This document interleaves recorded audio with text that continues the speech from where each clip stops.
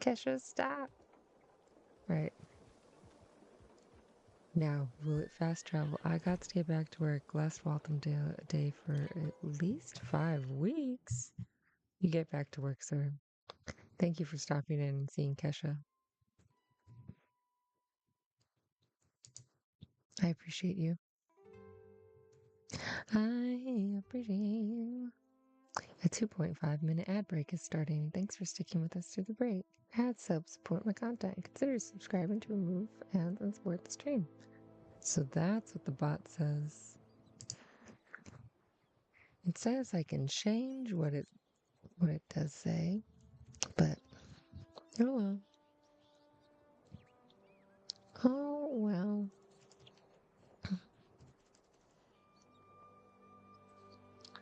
This is how big the chat is. Can I make it bigger? Just a bit bigger? Can I just make it take up this whole side? This is a new scene that I found today for story time. So everything is a little bit. Oh, it doesn't let me. Oh, that's so cute. Look how cute this. Look how cute this outfit is. So we're basically just getting clips today of like. Ah, they disappeared. Where'd you go, Sue? Sue left us. But we're getting AFK scenes so that we can clip stories over them today. So this is a good spot to be because people will pop up from the board.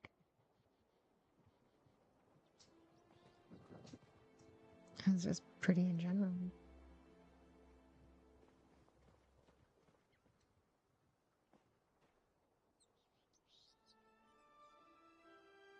Like that's super pretty. Right? And the user interface pop up here. That's a pretty spot. And then hopefully people will appear. Yep, they appear.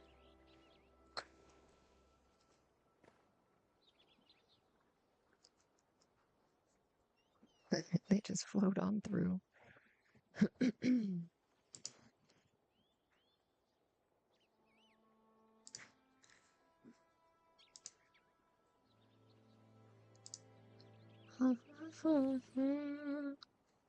Dun, dun, dun, dun, dun, dun. Ba-da-ba-bow-bow. Da-da-da-da-da-da-doo. Ba-da-ba-bow-bow.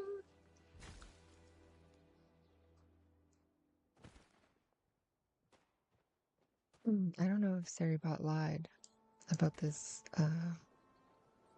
ad break because I don't see it. I don't see it.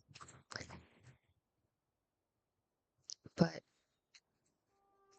apparently it's there. And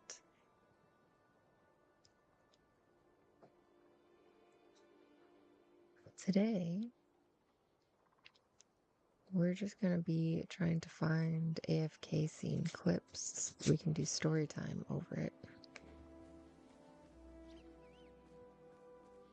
Maybe that includes moving through just without the user interface.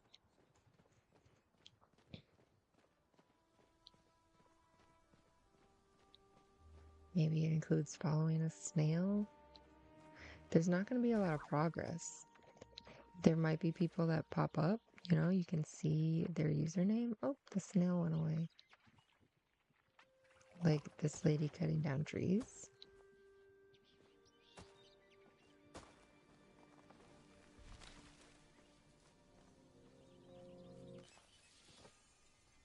Such a cute outfit.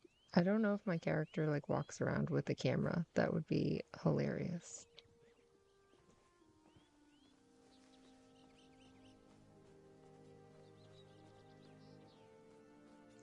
And I don't know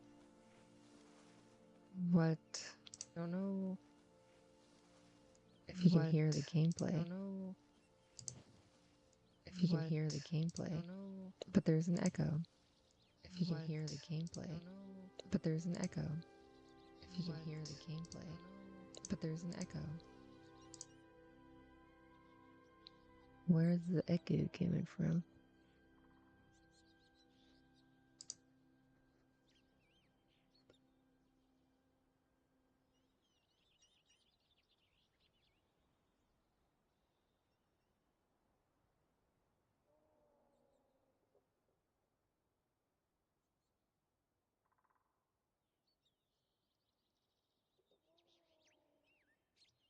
I think I know where the echo was coming from.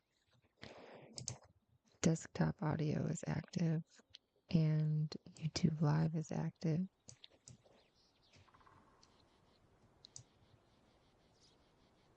That might be what was causing the disturbance. Because nobody needs an echo.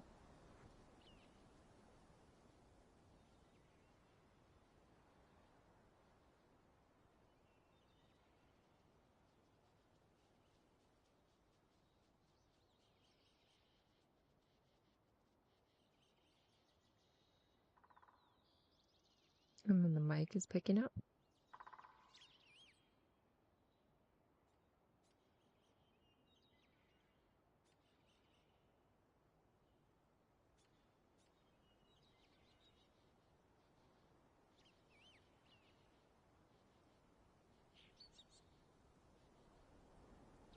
Okay, I wanted to make sure that the mic wasn't echoing again because it happened yesterday. And I did just a completely new scene today.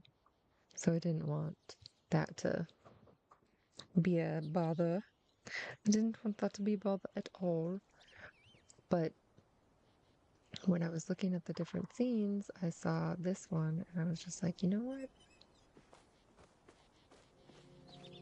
That would be a cute addition because I like the whole cloud theme. And I got Stream Avatar last night and found out that you can get Pokemon specific ones. And I love me some Pokemon. So I definitely decided that it would be super cute to have everyone just automatically show up on screen. This is a loot pile that you can do like some sort of mission. It's a grocery list.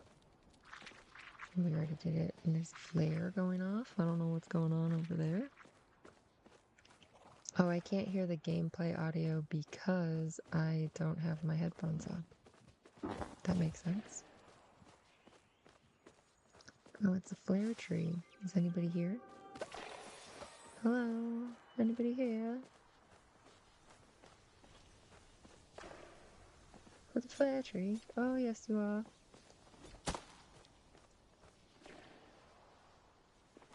Ooh, we started chopping at the same exact time. What's up? That's awesome. Stickers. Throw up some hearts. Throw them up. Throw up all the hearts. What are today's dailies? Let's see that. We have fishing. So much fishing.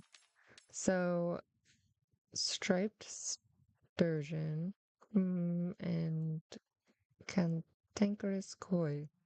I don't know how to get either one of these.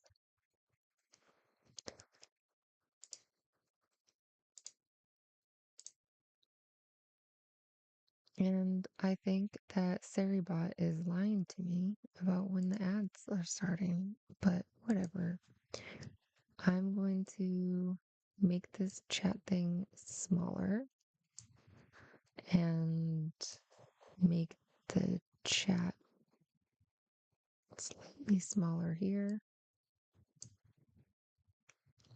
Put it over a little bit so it's like that.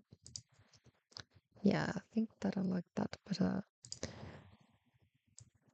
This chat thing can be there. Okay. That works. Now, and for stream elements, if I throw stars at these guys,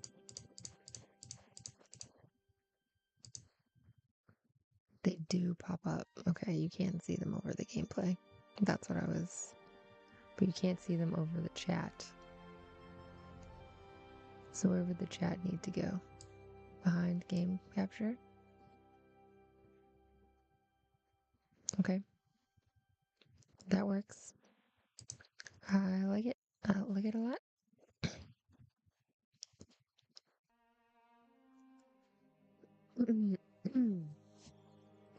So today's stories, I'm going to do some stories.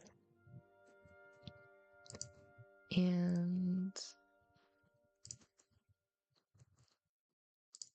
where is it? Library, public domain.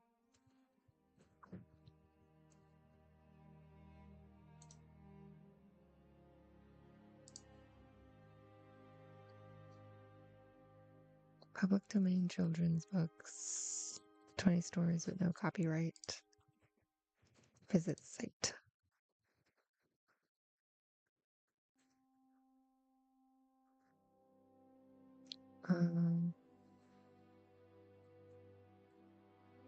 Why are there so many ads popping up? Okay, I'm gonna get out of that because that's weird. So, Grimm's Fairy Tales. Let's open up that. Okay.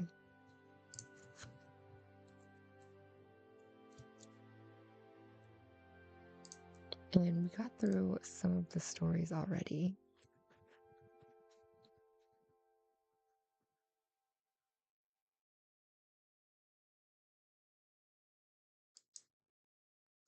And now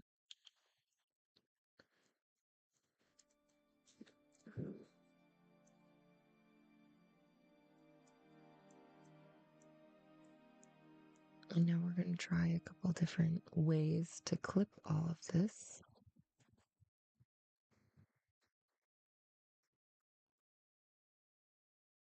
So if we go to Nightbot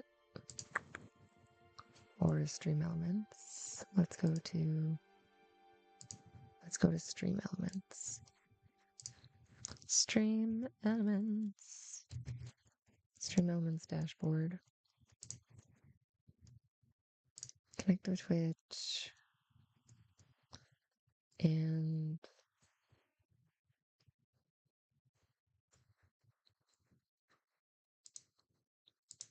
let's do Nightbot dashboard. Commands. New command. And we're going to do stories. Current set of stories we're working on.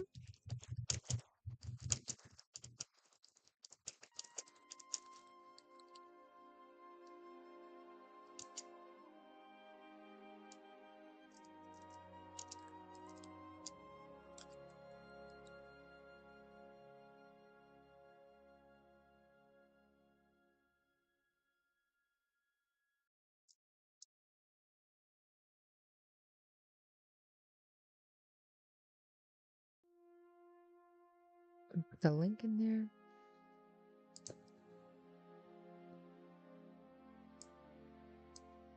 I'm going to copy this because I don't feel like typing it all out.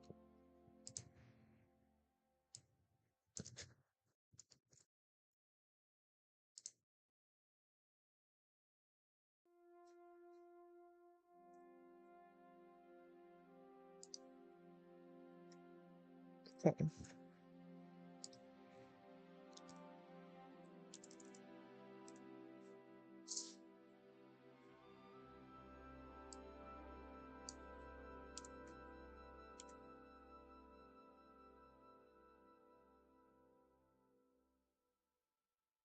Create. Okay, so now you should be able to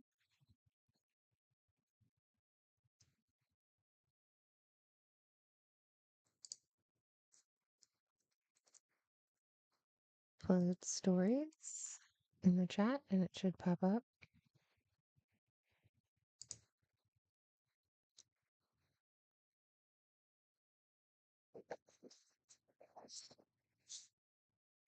And I have to edit it so that it will chat moderation should be now allowed to put that link up in there. Let's try that again. Stories. Not working. What about kittens? That link is working. Maybe it's a problem with the link that I used.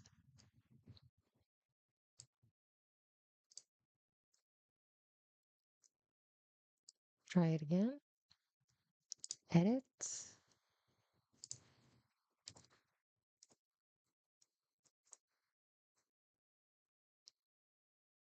Mm,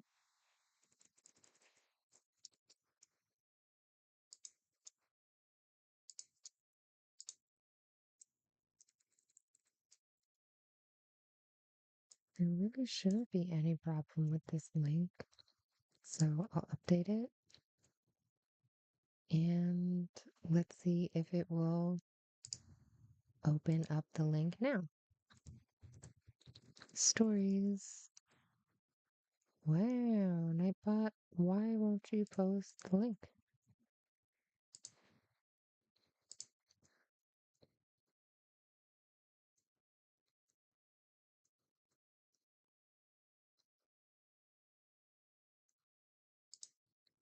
Hmm.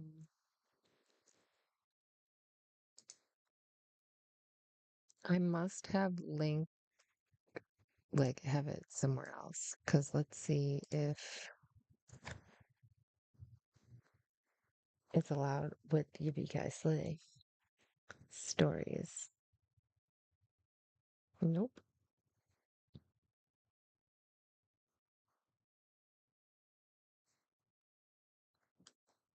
So I'll just say in the command instead,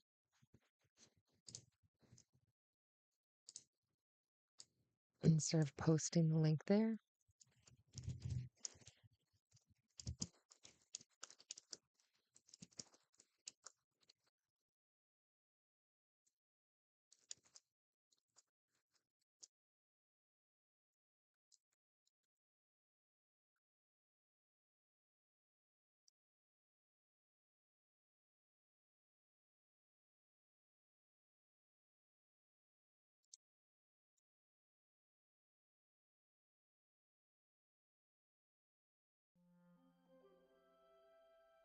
Okay.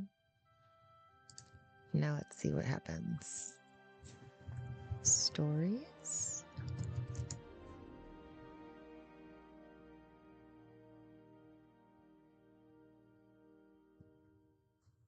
And Discord.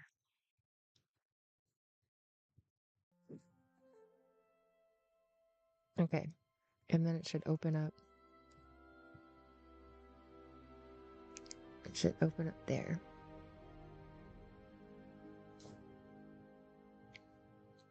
I'm going to switch where this header is, my text. I'm going to move it over to where kittens is.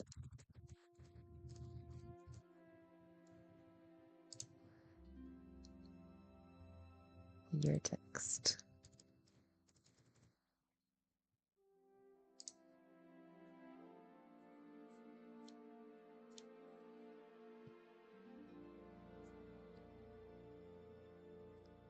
Okay, that works.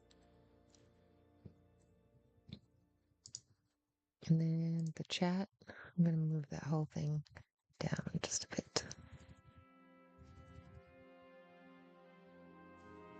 There we go. Better. In my opinion, that is better. I do want the chat box to be a little bit wider. So I'm going to interact with that. No, I'm going to edit transform. Edit, transform, size.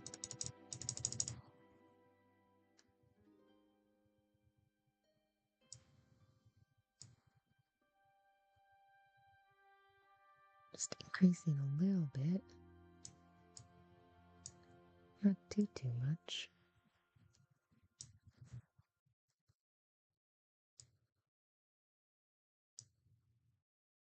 Done. And move that over a little bit. Slightly better. Okay. And I think it's pretty cool.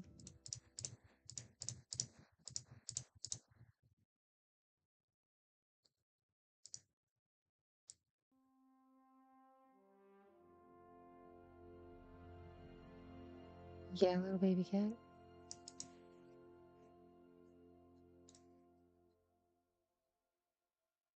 What's up, tiny baby cat?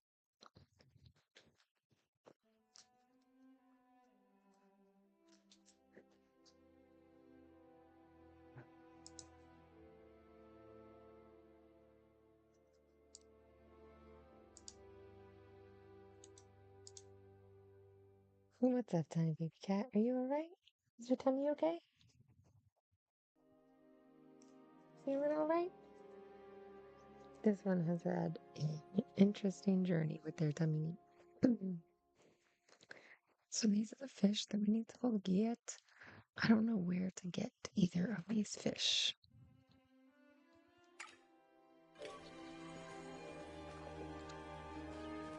So that's something I'm gonna have to look up. I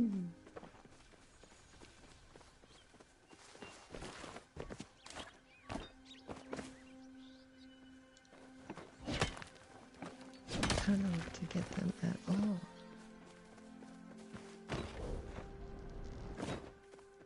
I wish that it told you. I wish it wasn't something that like I had to look up externally. Is there just a bee out here in the wild? It's pretty rare.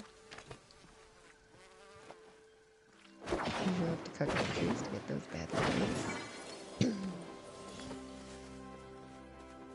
I don't know if today is the best day to do reading, but that's what I said I was going to do, so that is what I'm going to do. I just feel like my allergies are kicking my butt.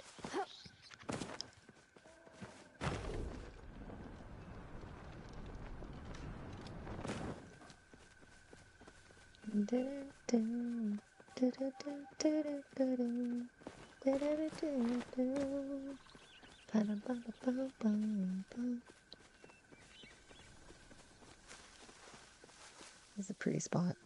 But my favorite AFK scene over here would be these pillars, and you can climb up them.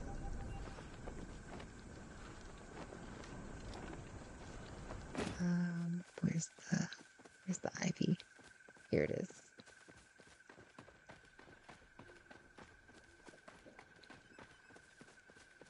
So you can climb up these pretty little ivy things. And then you can jump from this one over to there, but I like this one because it's not as obscured by the trees, and I'll just equip the camera, and it's just so pretty.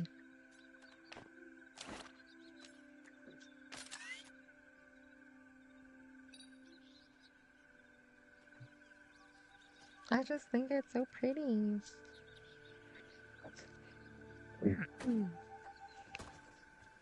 I can't help but cough.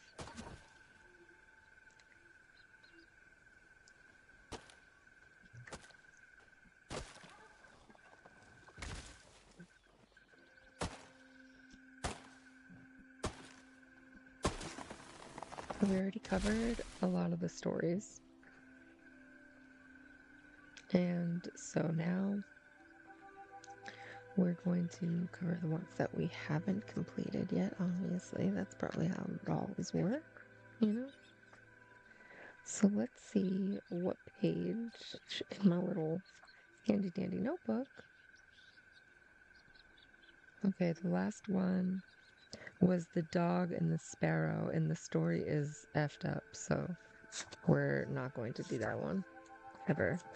Yeah, little baby cat. Okay, so we got. Don't I have my black pen out here? I thought I pulled it out here.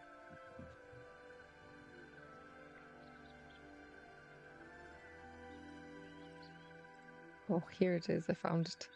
I found the black pen. Now I can use this one. It's my favorite one. Hopefully there's still ink left in it. So we got the Grimm stories that we've been working on are in the public domain. So we got stories. Right. Current set of stories we were reading over gameplay are Grimm's Fairy Tales by Jacob Grimm and Wilhelm Grimm. Wilhelm Grimm, is that how you say his name? Get link to read along in the library Discord section. Because for some reason chat isn't letting the links go through when they usually let the links go through. Like there's no problem with the kitten links going through, but obviously there's a problem with these links going through, and that's fine. But Grimm's Fairy Tales. Right. The story that we're not going to do.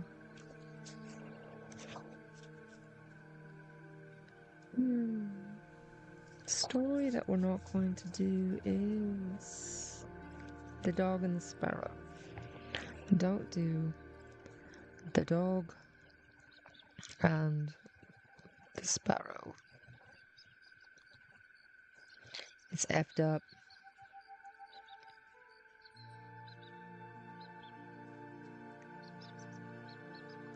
So then the next story after The Dog and the Sparrow. The next story after The Dog and the Sparrow is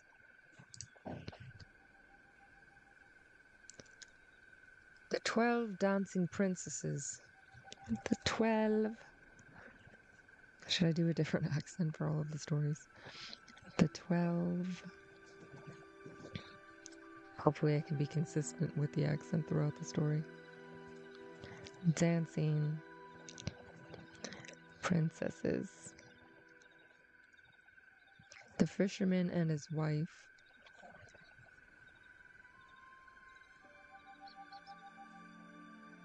Some of these stories might not be appropriate, but we'll figure that out once we read it. Why I'm choosing Grimm Fairy Tales to go over first is because I just have a lot of memories as a kid. My father reading these stories to my brother and I, we really enjoyed it. I should actually tell my brother that I'll be reading these stories on stream if he wants to listen. Rory. Sir Rory.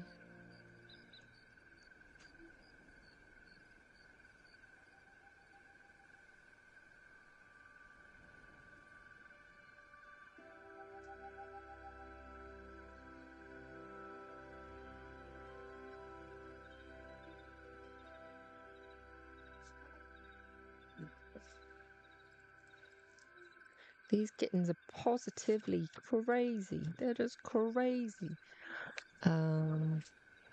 They're in hyperactive mode for sure.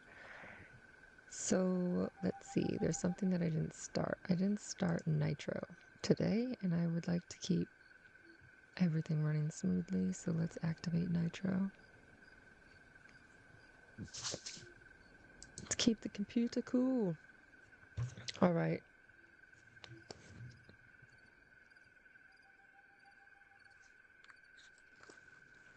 Boom.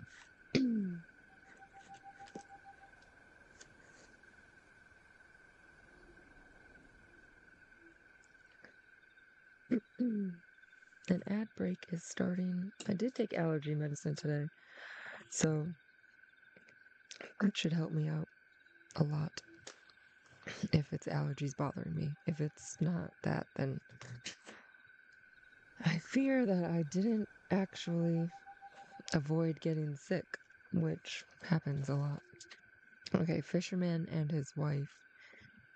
Then we will have Willow Wren and the Bear. It's like I was saying, I don't remember most of these stories, but I do remember just enjoying the time spent with my dad and my brother while he would read these stories to us. And I enjoyed how effed up some of them were, because they didn't make much sense. And I was like, that's dark. And later, Stephen King became my favorite author. So it made sense why I enjoyed the dark. I'm, in my opinion, an extraordinarily kind person. I am app says every morning I wake up feeling enthusiastic about life. I usually wish that I can go back to bed, but sure. I am enthusiastic that I'm alive, and I appreciate that. So, Stephen King later became my favorite author, and I really do like stories that explore darker themes. And I myself will test out things that a character would say, and I'll write them down, like lyrics to a song, and I'll just kind of write out an entire personality of, like, say I'm having an emotion of anger, but like my anger doesn't show up the same way other people's anger. So I kind of go, if this was a character, how would it show up? And then I explore with that character different ways that anger shows up for people, because I do a lot of people watching and observing. So what are different ways that like anger might show up for you, for someone else, for someone you love? Sometimes it can be really scary. Ooh, there's a flow tree here. Shall we see if anybody wants to get it?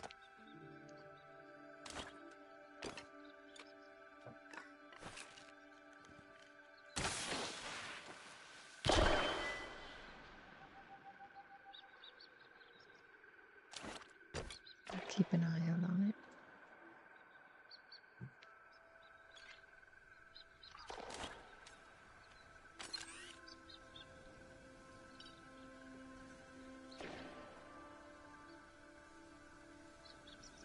And if anyone shows up, we might see.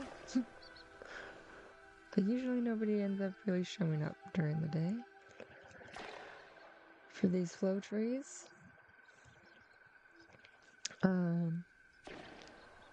Sometimes I'll even show like character rants to other people and kind of see what their reaction is, to see what someone's reaction would be to these characters. And a lot of the time people are like, what is this about you? Like, is this? And I'm just like, no. Yeah, sure. Maybe. But I think exploring the darker themes is cathartic and isn't causing pain to anyone. And these are fictional characters that I'm exploring. So I appreciate fables and folklore that explores the darker themes with me. So I don't know how many stories we'll be able to get through today, but I'm writing down maybe just how many I might be able to get through. Adventures. So right now we have, and if you remember any of these stories, then good on you, but I really just remember the act of reading these stories and learning how to kind of read with these stories, because I wanted to read them on my own. And I think that's really important in child development, is giving them the means in which to explore their curiosity while building fundamental skill sets such as reading, writing.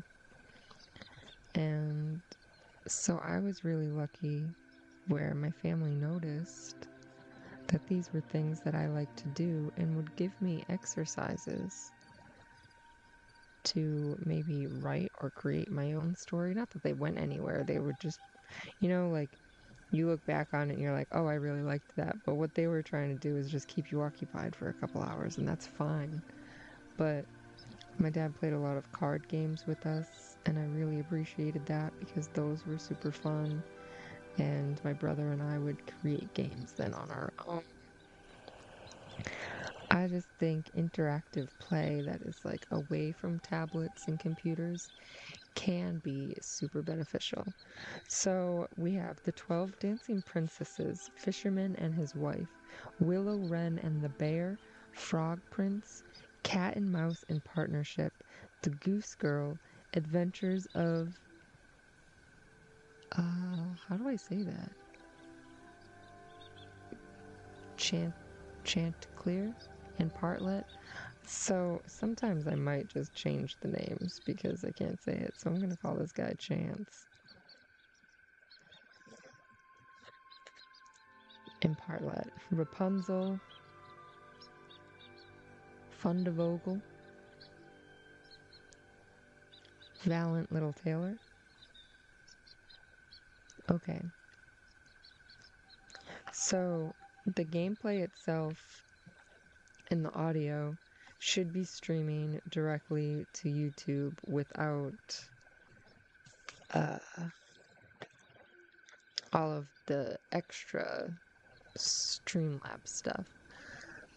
But I want to be able to use both of them. So what I'm going to do is mute the YouTube live here while I'm recording on the live scene so that the YouTube live will be getting the audio and the, what's it called? And Streamlabs Twitch will be getting another set of audio so that I can use clips from either one and kind of do a testing on which one might be beneficial. I thought I saw someone, but they didn't see the tree, so they kept going.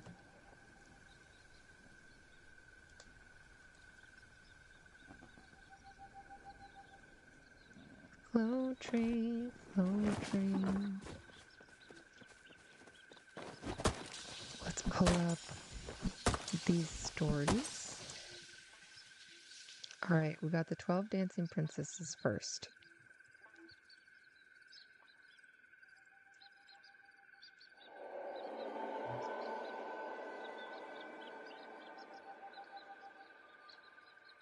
So on Twitch, you won't be able to hear the ambient gameplay noise. And on YouTube, they will be able to hear that. And then later, I can clip with the audio already attached versus re-recording over it. But we're going to find a new comfy spot. Maybe right here?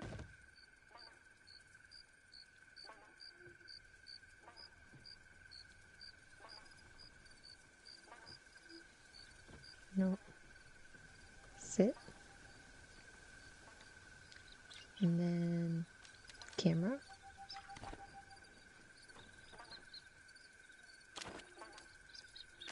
And if you're in the game with me and you want to be featured in the clip, then you can just sit your happy butt down here near us.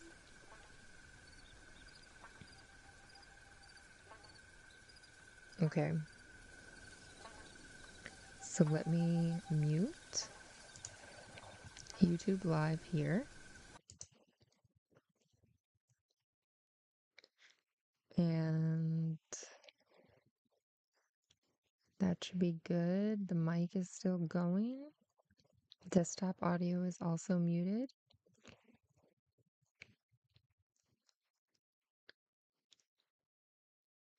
All right, and then I'm going to unmute on YouTube. So now the mic should be picking up in both locations.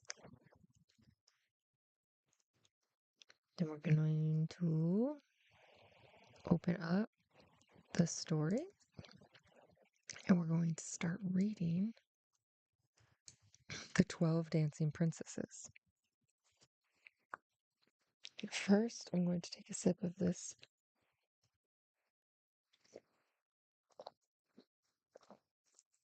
Take a sip of water.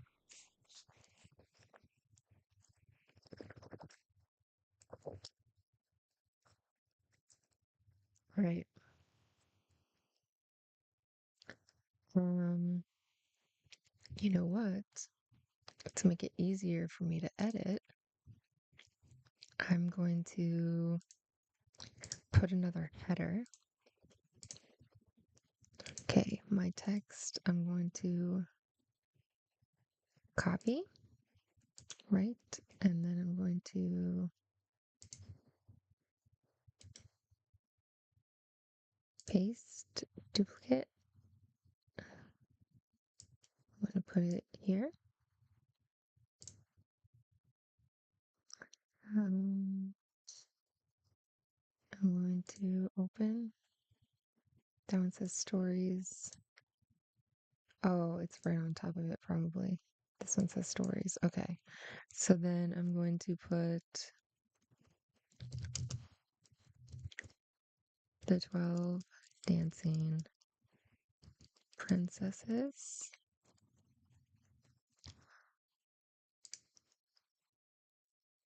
Regular. A little bit smaller. Done.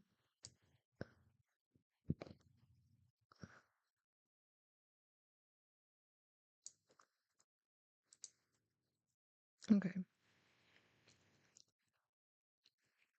So this I can rename here. Rename this in my scene to be story title.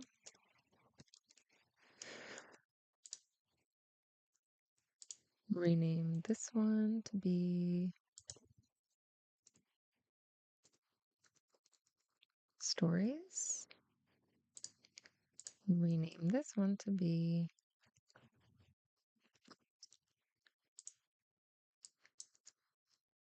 kittens. And that's the available foster kittens. I got the K-pop bundle. Okay.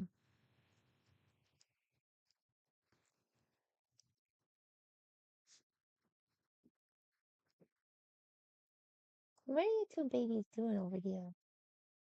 I got two kittens playing with each other. Got Mira and Zoe baby wrestling. If I had to say who would win, it would probably be Zoe baby. But Mira is gaining weight in a healthy manner and is bigger. She's just so big. Okay. Let's read this now. 12 Dancing Princesses. Open up this guy.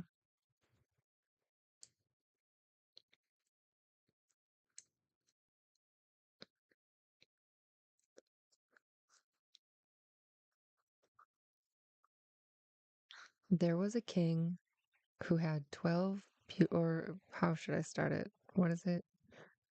Um, Grimm's Fairy Tales. The 12 Dancing Princesses. There was a king who had 12 beautiful daughters. They slept in 12 beds, all in one room.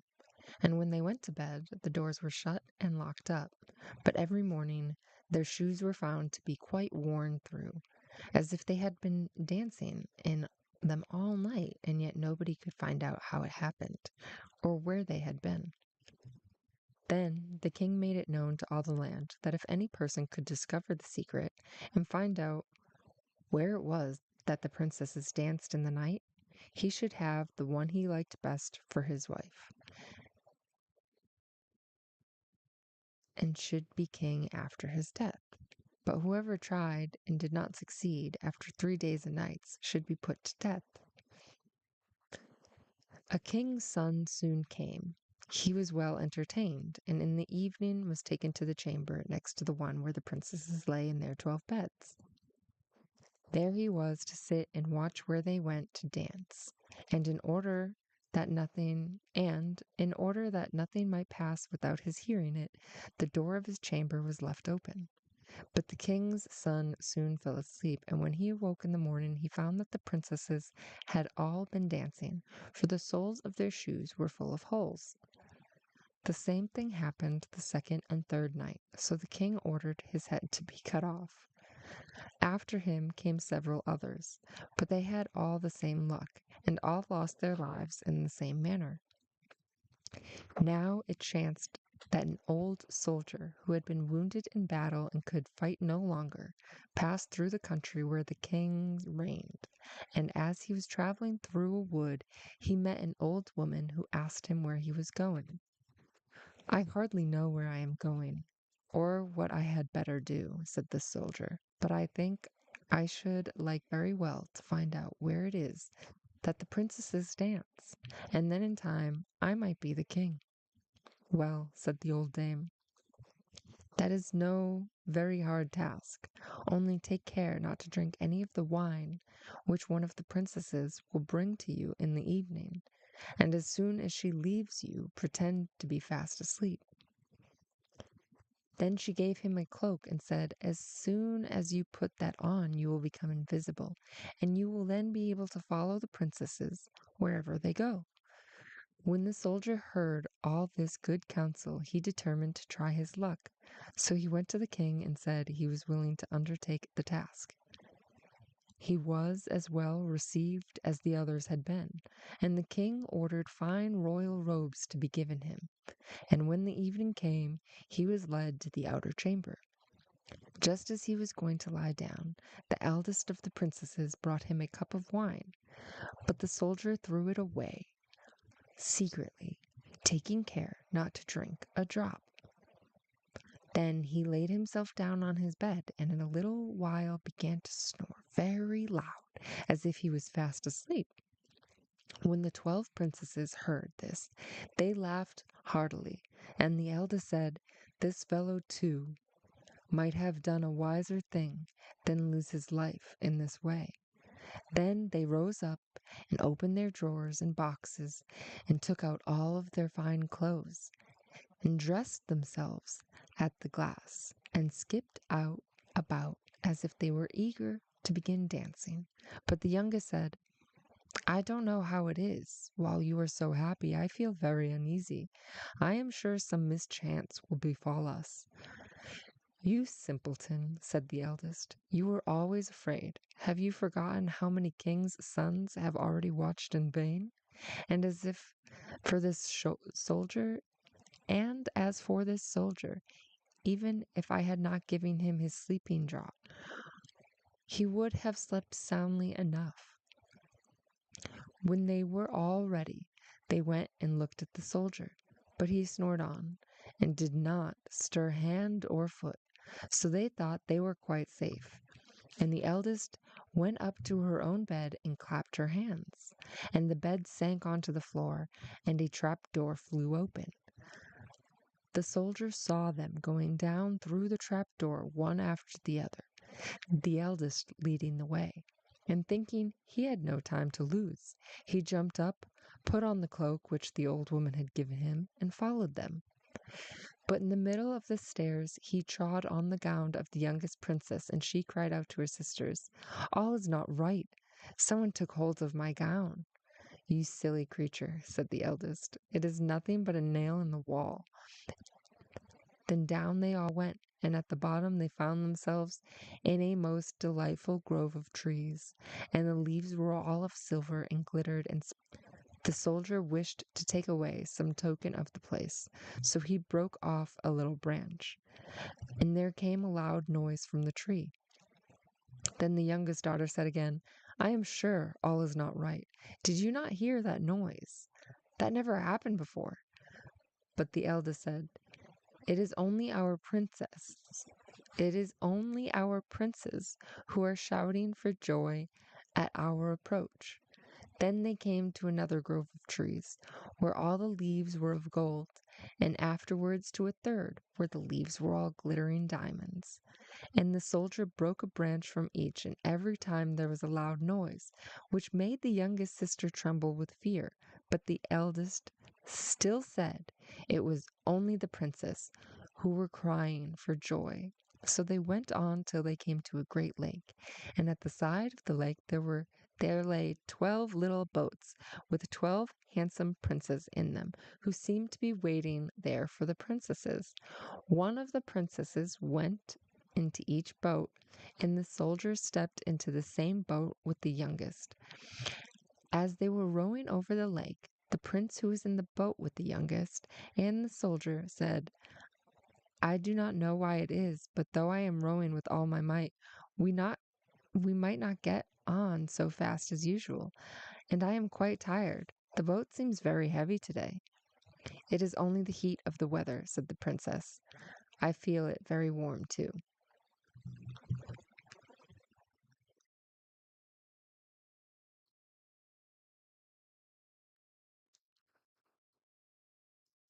On the other side of the lake stood a fine illuminated castle, from which came the merry music of horns and trumpets.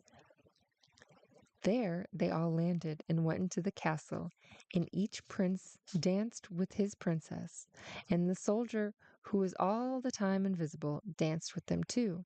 And when any of the princesses had a cup of wine set by her, he drank it all up, so that when she put the cup to her mouth it was empty. At this, too, the youngest sister was terribly frightened, but the eldest always silenced her. They danced on till 3 o'clock in the morning, and then all over their shoes were worn out, so that they were obliged to leave off. The princes rowed them back again over the lake, but this time the soldier placed himself in the boat with the eldest princess, and on the opposite shore they took leave of each other, the princesses promising to come again the next night. When they came to the stairs, the soldier ran on before the princesses and laid himself down. And as the 12 sisters slowly came up, very much tired, they heard him snoring in his bed. So they said, "Now all is quite safe." Then they undressed themselves, put away their fine clothes, pulled off their shoes, and went to bed. In the morning, the soldier said nothing about what had happened, but determined to see more of this strange adventure, and went again the second and third night. And everything happened just as before. The princesses danced each time till their shoes were worn to pieces, and then returned home. However, on the third night, the soldier carried away one of the golden cups as a token of where he had been. As soon as the time came when he was to declare the secret, he was taken before the king with the 3 branches and the golden cup, and the 12 princesses stood listening behind the door to hear what he would say. And when the king asked him, "Where do my 12 daughters dance all night?" he answered, "With 12 princes in castle underground." And then he told the king all that had happened, and showed him the 3 branches and the golden cup which he had brought with him. Then the king called for the princesses and asked them whether what the soldier said was true. And when they saw that they were discovered, and that it was of no use to deny what had happened, they confessed it all. And the king asked the soldier which of them he would choose for his wife. And he answered, "I am not very young, so I will have the eldest." And they were married that very day. The soldier was chosen to be the king's heir. The end. Ah, big breath.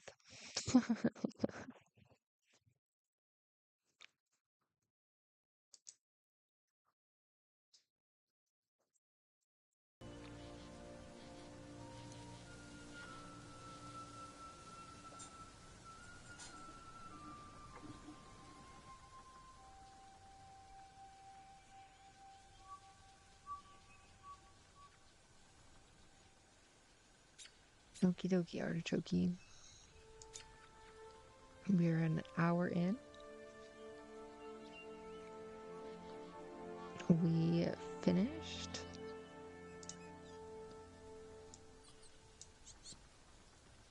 story number 1.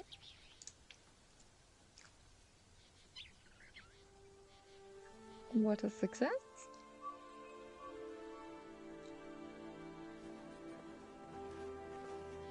Check off that guy.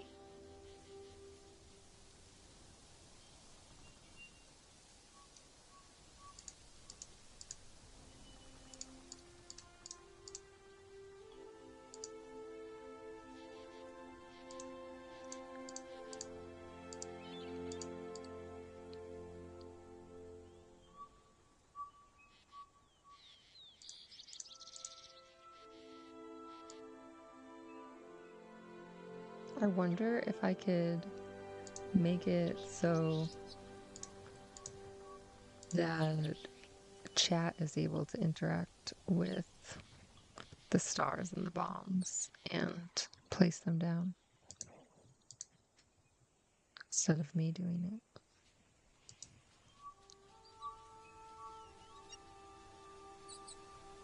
But that is a task for another moment. Not this moment, but I will write it down. Stream.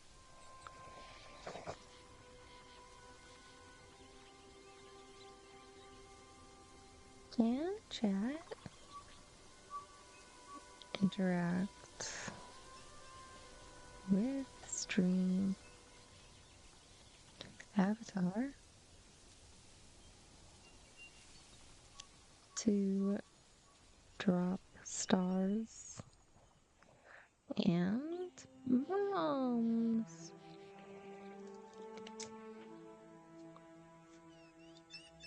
To get a Pokemon, all you need to do is be in chat. I was worried that I was going to have to spawn some of the Pokemon, but I'm glad that the bots spawn on their own. That's pretty cool. No, I like that a lot. I really enjoy the little Pokemon on the bottom of the screen.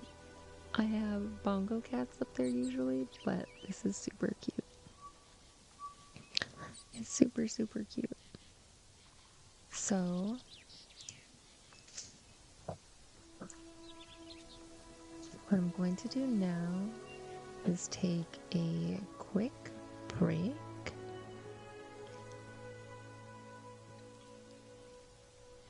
And I want to edit the be right back screen.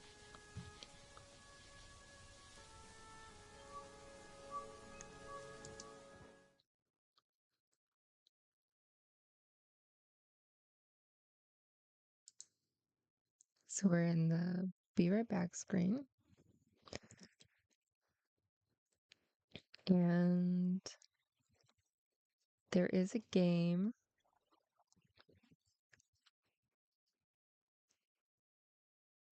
I wonder if I could add it here. No, I won't add it. But I will see if I could put stream avatars into game mode for the be right back screen.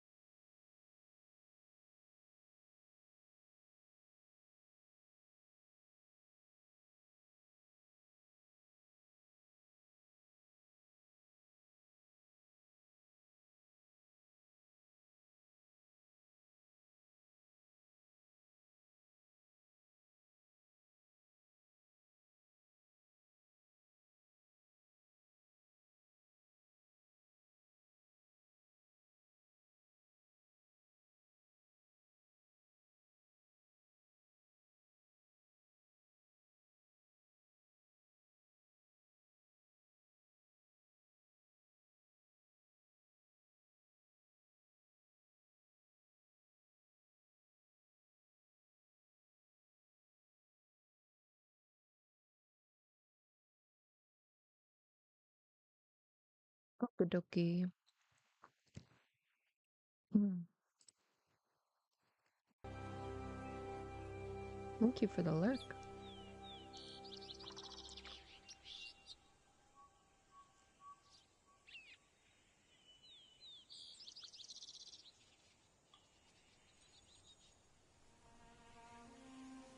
YouTube Live. Let's interact with this screen.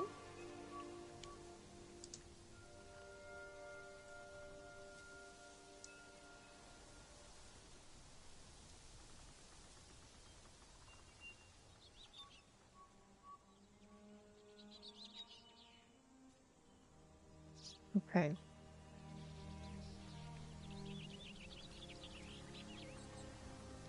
So the next story that we have is Fisherman and his wife. So we're going to find a new AFK scene inside Palia.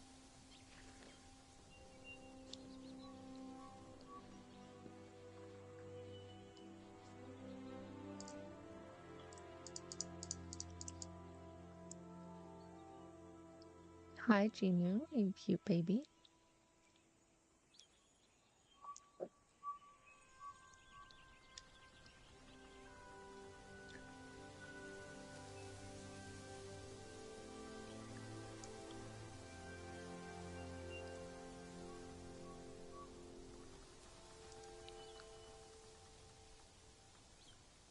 While we are in... Okay. Interacted with that. Just going to leave the bottom bar there this time around so that it will make it easier for me when I'm editing.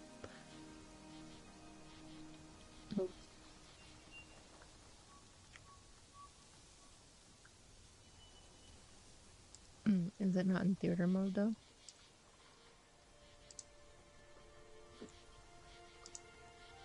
Oh, it gets rid of it in full screen. Okay, that's fine. We'll leave it. So next story will be, what did I say? The fisherman and his wife.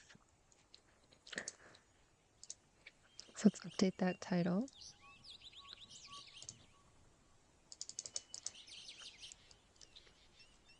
The fisherman and his wife. Done. Alright. If you want to read along in the story, you can go to the library section in Discord.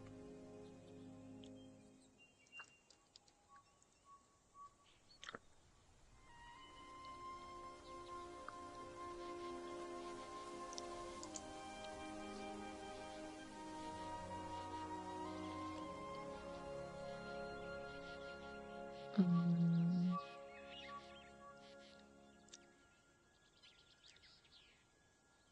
do I have to mute YouTube? Yeah, I will have to mute YouTube. I will mute YouTube soon, but we're gonna first change the scene where we're hanging out.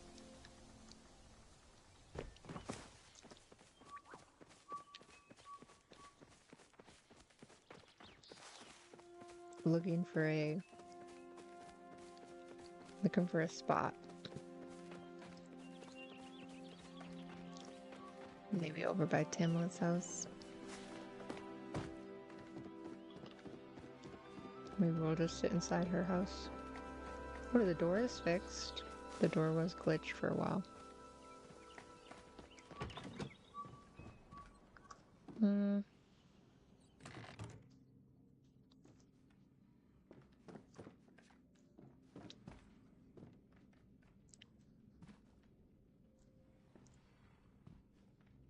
Let's get rid of this axe.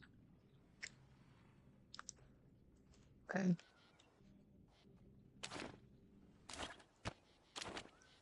Hey, no touching the computer, tiny cat.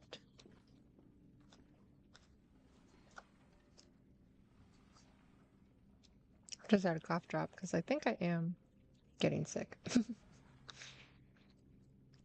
All right, and then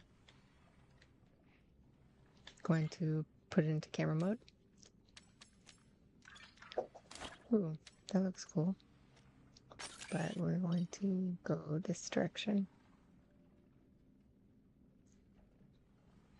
And then get rid of the user interface. Perfect. Now, going to mute the YouTube sound so you can't hear. It won't be like double mic. So the gameplay audio is going to go away. But if you still want to hear the gameplay audio with the story, then you can head on over to Yippee Kai Slay on YouTube and it will be there. That is where the clips will be as well. I'll clip those later. For right now, we're going to read both stories.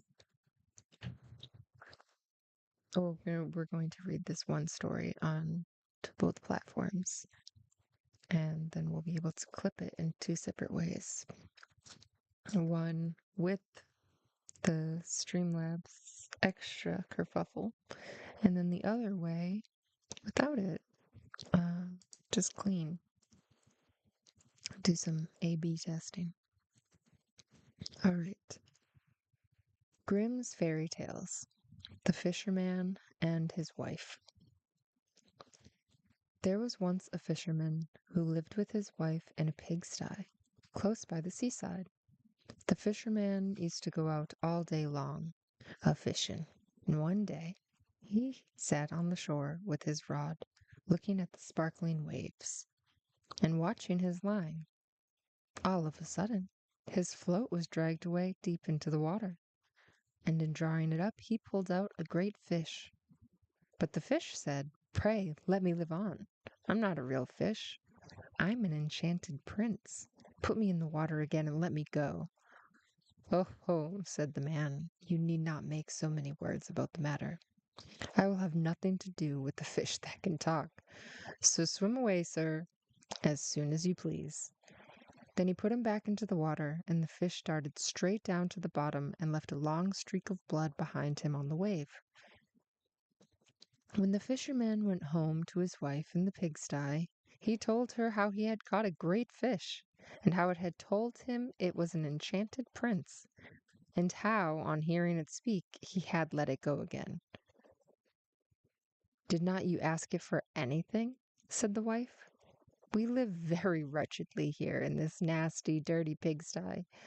Do go back and tell the fish we want a snug little cottage." The fisherman did not much like the business. However, he went to the seashore, and when he came back, there the water looked all yellow and green. And he stood at the water's edge and said, "O man of the sea, hearken to me. My wife Isabel will have her own will, and hath sent me to beg a boon of thee." Then the fish came swimming to him and said, "Well, what is her will? What does your wife want?" "Ah," said the fisherman, "she says that when I had caught you, I ought to have asked you for something before I let you go. She does not like living any longer in the pigsty and wants a snug little cottage." "Go home, then," said the fish. "She is in the cottage already." So the man went home and saw his wife standing at the door of a nice trim little cottage. Come in," said she. "Is not this much better than the filthy pigsty we had?" And there was a parlor, and a bedchamber, and a kitchen, and behind the cottage there was a little garden, planted with all sorts of flowers and fruits. And there was a courtyard behind, full of ducks and chickens. "Ah," said the fisherman, "how happily we shall live now." "We will try to do so at least," said the wife. Everything went right for a week or two. Then the dame Isabel said, "Husband, there is not near room enough for us in the cottage. The courtyard and the garden are a great deal too small. I should like to have a large stone castle to live in. Go to the fish again and tell him to give us a castle." "Wife," said the fisherman, "I don't like to go to him again, for perhaps he will be angry. We ought to be easy with this pretty cottage to live in."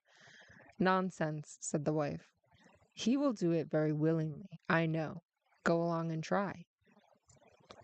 The fisherman went, but his heart was very heavy, and when he came to the sea, it looked blue and gloomy, though it is very calm. And he went close to the edge of the water and said, O man of the sea, hearken to me. My wife Islabil will have her own will, and hath sent me to beg a boon of thee. Well, what does she want now? Said the fish. Ah, said the man dolefully, my wife wants to live in a stone castle. Go home then, said the fish. She is standing at the gate of it already. So away went the fisherman and found his wife standing before the gate of a great castle. See, said she, is not this grand?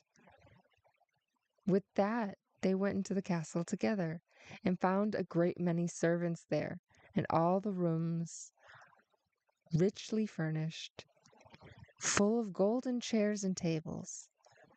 Behind the castle was a garden.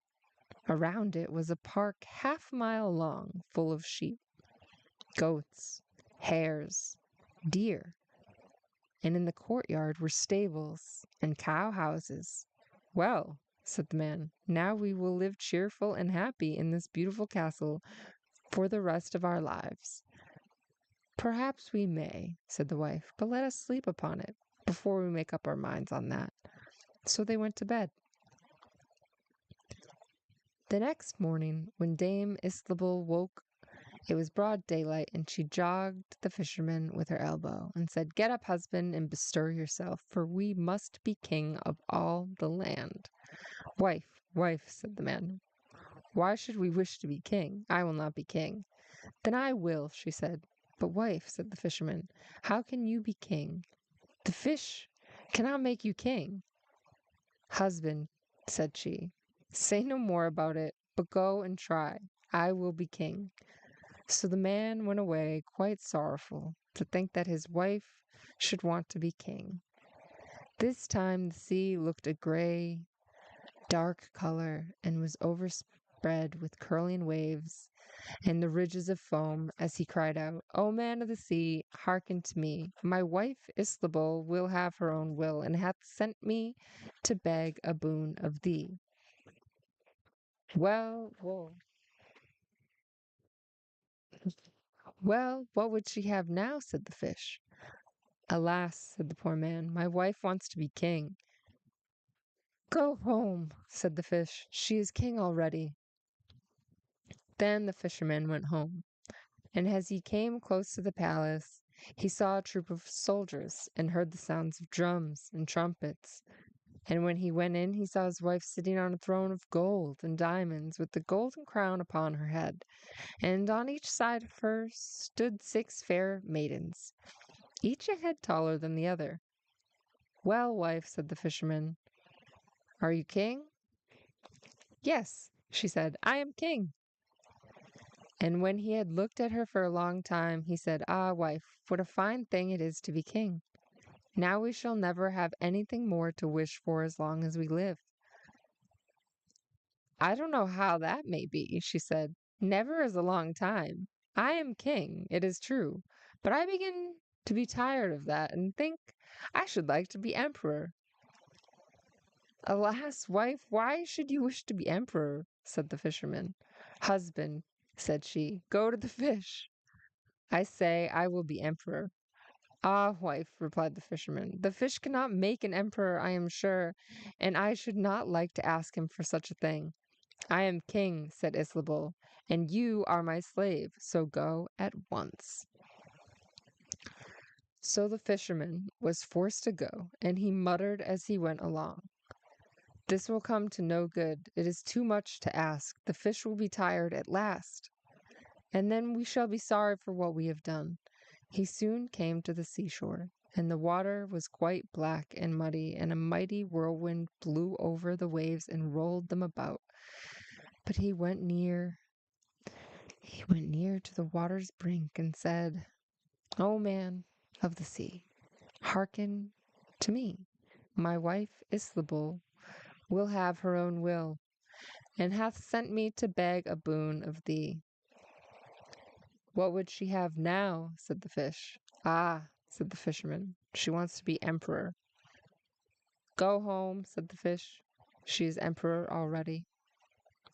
So he went home again, and as he came near, he saw his wife Isabel sitting on a lofty throne made of solid gold, with a great crown on her head, full 2 yards high, and on each side of her stood guards and attendants in a row, each one smaller than the other, from the tallest giant to a little dwarf no bigger than my finger, and before her stood princes, dukes, earls, and the fisherman went up to her and said, Wife, are you emperor? Yes, she said, I am emperor. Ah, said the man, as he gazed upon her, what a fine thing it is to be emperor. Husband, said she, why should we stop at being emperor? I will be pope next. Oh, wife, said he, how can you be pope? There is but one pope at a time in Christendom. Husband, said she, I will be pope this very day. But, replied the husband, the fish can't make you pope. What nonsense, she said. If he can make an emperor, he can make a pope. Go and try him. So the fisherman went, but when he came to the shore, the wind was raging, and the sea was tossed down in boiling waves, and the ships were in trouble, and rolled fearfully upon the tops of the billows. In the middle of the heavens there was a little piece of blue sky, but towards the south all was red, as if a dreadful storm was rising. At this sight the fisherman was dreadfully frightened, and he trembled so that his knees knocked together. But still he went down near to the shore and said, O man of the sea, hearken to me. My wife Isabel will have her own will, and hath sent me to beg a boon of thee. What does she want now? Said the fish. Ah, said the fisherman, my wife wants to be pope. Go home, said the fish. She is pope already. Then the fisherman went home and found Isabel sitting on a throne that was 2 miles high, and she had 3 great crowns on her head, and around her stood all the pomp and power of the church. And on each side of her were 2 rows of burning lights of all sizes. The greatest is large and has highest and biggest tower in the world, and the least no larger than a small rushlight. Wife, said the fisherman, as he looked at all the greatness, are you pope? Yes, she said, I am pope. Well, wife, he replied, it is a grand thing to be pope, and now you must be easy, for you can be nothing greater. I will think about that, said the wife. Then they went to bed, but Dame Isabel could not sleep all night for thinking what should be next. At last she was dropping asleep. Morning broke and the sun rose. Ha! thought she as she woke up and looked out through the window. After all, I cannot prevent the sun rising. At this thought she was very angry and wakened her husband and said, Husband, go to the fish and tell him I must be lord of the sun and moon. The fisherman was half asleep, but he thought frightened him so much that he started and fell out of his bed. Alas, wife, said he, can you be easy with being pope?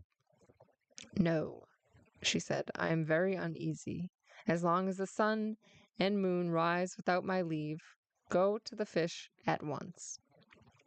Then the man went shivering with fear, and as he was going down to the shore, a dreadful storm arose, so that the trees and the very rocks shook, and all the heavens became black with stormy clouds, and the lightnings played, and the thunders rolled.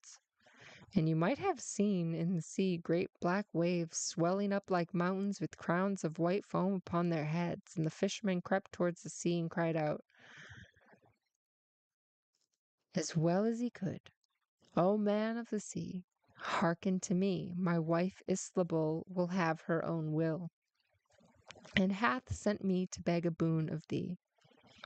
What does she want now? Said the fish. Ah, said he, she wants to be lord of the sun and moon. Go home, said the fish, to your pigsty again. And there they live to this very day. The end.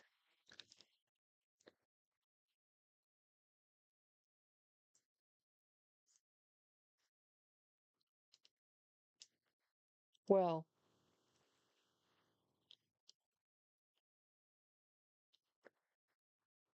it doesn't look like she got what she wanted. That's for sure.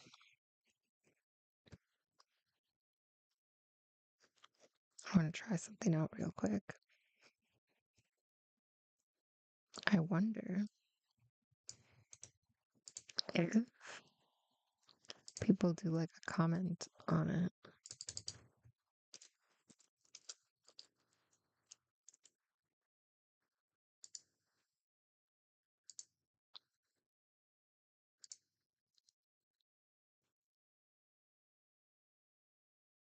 La la la. Da.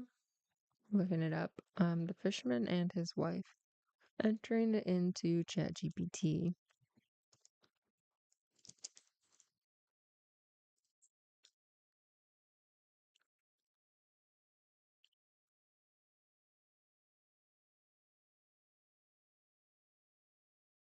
Oh, I'm in an image section. I don't want an image.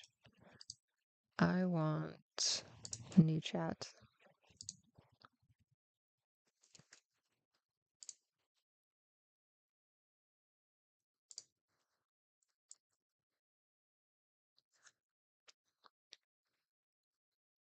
The Fisherman and His Wife is a German fairy tale collected by the Brothers Grimm. A poor fisherman catches a magical fish who reveals that he is actually an enchanted prince. The fish begs to be released, and the fisherman lets him go without asking for a reward. When the fisherman tells his wife Isabel, she becomes angry that he did not ask for anything. She sends him back to the sea to ask for a better house. The fish grants the wish.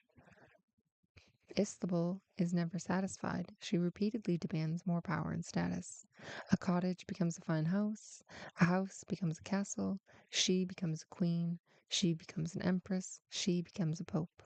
Finally, she wants to be equal to God and control the sun and the moon. Each time, the fisherman reluctantly asks the fish, and the sea grows darker and more violent. When Isabel demands godlike power, the fish refuses. The couple is returned to their original poor hut, losing everything they gained. Commentary on this is the dangers of greed. The most common interpretation is that the tale warns against endless greed. Isabel receives everything she asks for, yet each achievement only creates a dire desire for something greater. The story suggests that desire without limits leads to unhappiness. Satisfaction comes from contentment rather than possessions. Power alone cannot fill emotional emptiness. The sea as a symbol. The changing sea reflects the moral state of the story. Calm sea, balance and humility.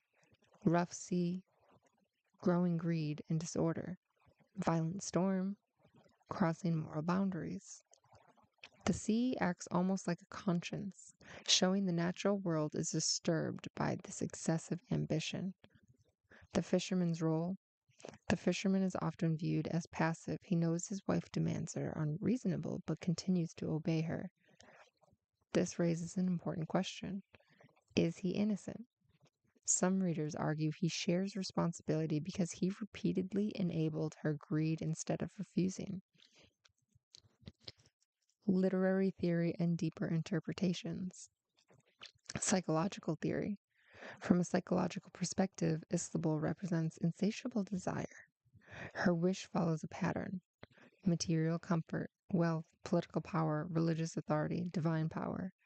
This resembles the idea that unchecked ambition can grow endlessly once basic needs are met. Social commentary. The story may criticize social hierarchies and the pursuit of status. Isabel does not merely want comfort, she wants to outrank everyone else. The tale suggests that social climbing for prestige alone can become destructive. Religious interpretation. The climax occurs when Isabel wants the power of God. In many Christian readings, this mirrors the sin of pride, the belief that humans can place themselves above divine limits. Her fall echoes other stories about excessive pride, such as the biblical story of the Tower of Babel. Feminist interpretation. Some modern scholars examine how the story portrays a powerful woman negatively. Questions raised include, why is the ambitious wife punished when the passive husband appears sympathetic? Does the tale reflect traditional attitudes about gender and authority? Is Isabel's greed the real problem, or is her desire for power itself being criticized? Different readers reach different conclusions. Major themes are greed and ambition, contentment versus desire, power and corruption, pride and humility, responsibility and complicity, and human limits. Key symbols: the fish, magical generosity, fate or divine power. The sea, moral balance and emotional consequences. The hut, simplicity and reality. The castle kingdom, material success and status. The storm, chaos caused by excessive desire. The main lesson, the central lesson of the fisherman and his wife is that wanting more is not necessarily wrong, but endless desire without gratitude can destroy happiness. The tale argues that when ambition turns into obsession, people risk losing even the good things they already have.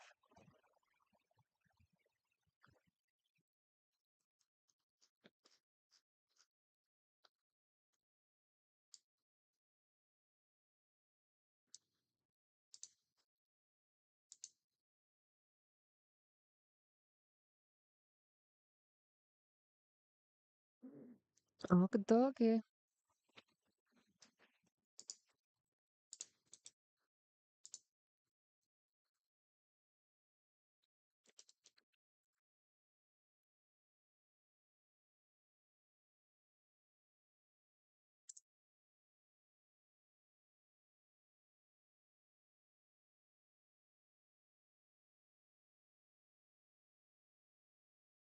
I wonder if I should put this up here.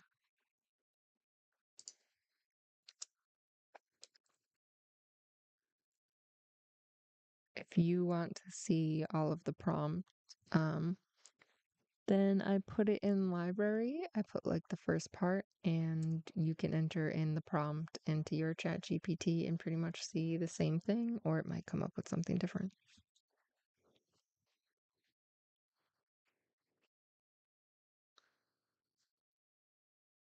I should start the rice cooker.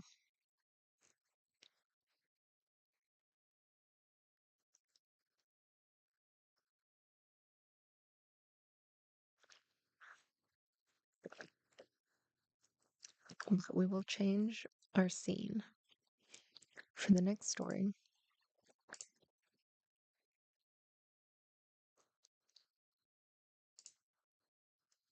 And the next story will be The Willow Wren and the Bear. The Willow Wren and the Bear. Okie dokie. So we can go to the header.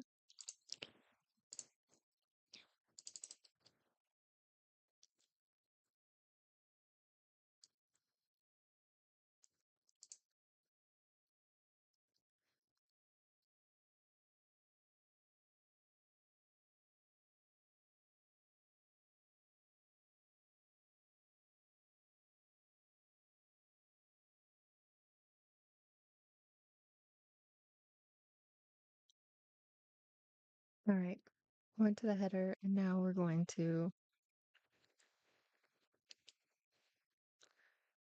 take off somewhere else in the game. Should be able to hear the gameplay audio once again.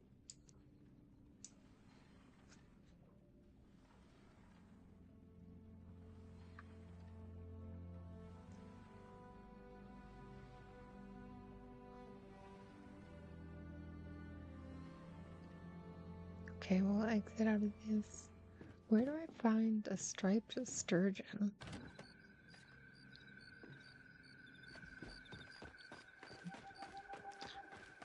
Let's see.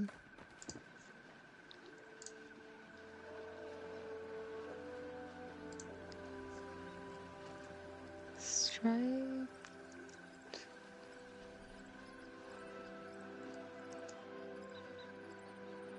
sturgeon palia. More attracted to worms, and it can be caught in Kilima, 6 p.m., 3 a.m. And then the cantankerous koi,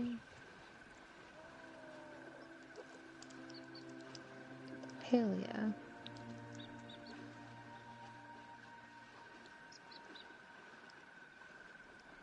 Um,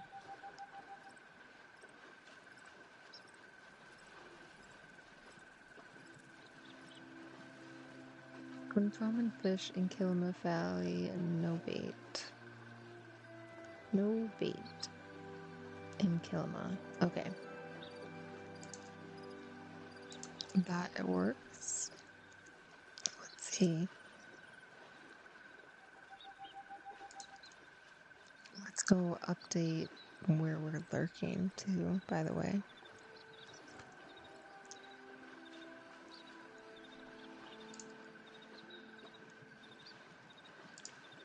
So we have Cozy doing Disney Dreamlight Valley.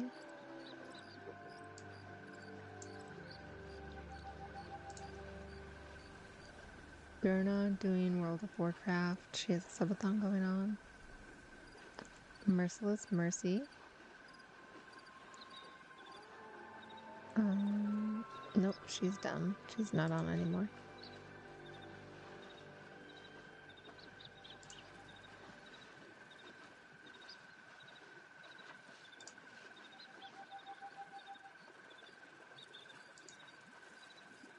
So she's not on anymore. We'll go to Markle Moon. They're playing Palia.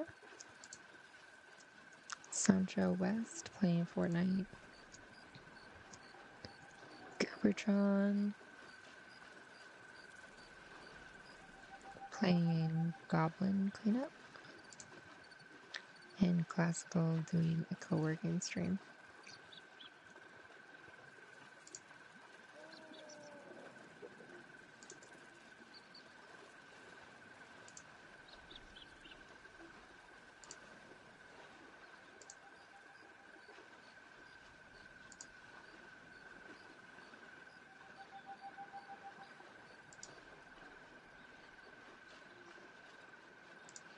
And that's it. Those are all the places that we're looking. Now we can move on to the Willow Wren and the Bear. But first, we're going to what is over here? That just popped up.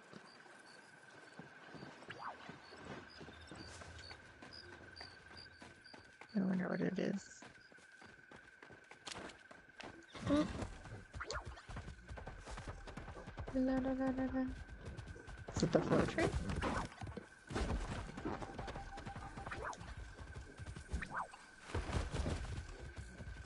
Yeah. That's fun. Okay. Took a while for someone to get it. And now I can just go back home real quick, drop this stuff off, and then go to Kilima and we can fish.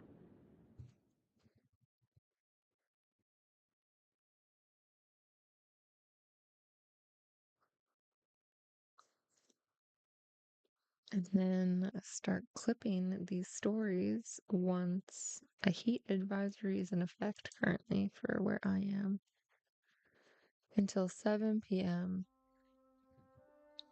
Okay.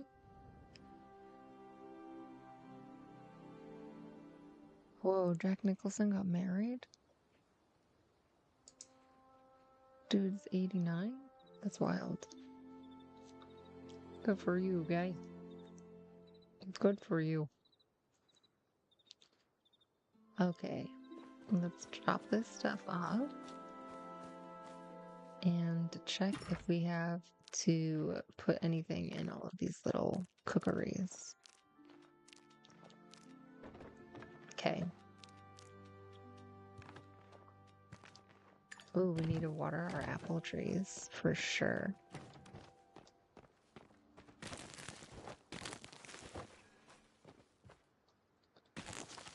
All of the apple trees. All of the apple trees. All of the apple trees. Okay. Nice. Nice. Okay, we can water all of these guys. And then what should we put here? More carrots to feed the ranch animals? Yes, probably. And then put beans here? Beans or blueberry bushes? Probably beans to make the canned beans. I mean, blueberry preserves go for a pretty penny as well, but here we go. And where's that? There we go. And do we have carrot seeds? Carrot seeds. Okay. Let's see. We want to put down fertilizer. We've got to put the poop on the places. Going to put the poop on the places. All of the poop on all of the places. And this should be a harvest boost, so we should get like more of a yield when we harvest than without it. Let's put down the beans. Is there another bean spot? Yeah, right here. And can't put it down there, but we can put down the carrots.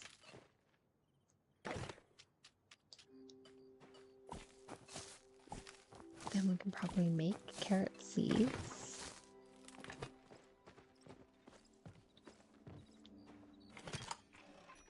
And water everything. Water all of it. All of the watering. All of the watering will be done.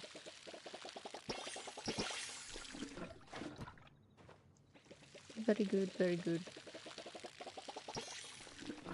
Very good indeed.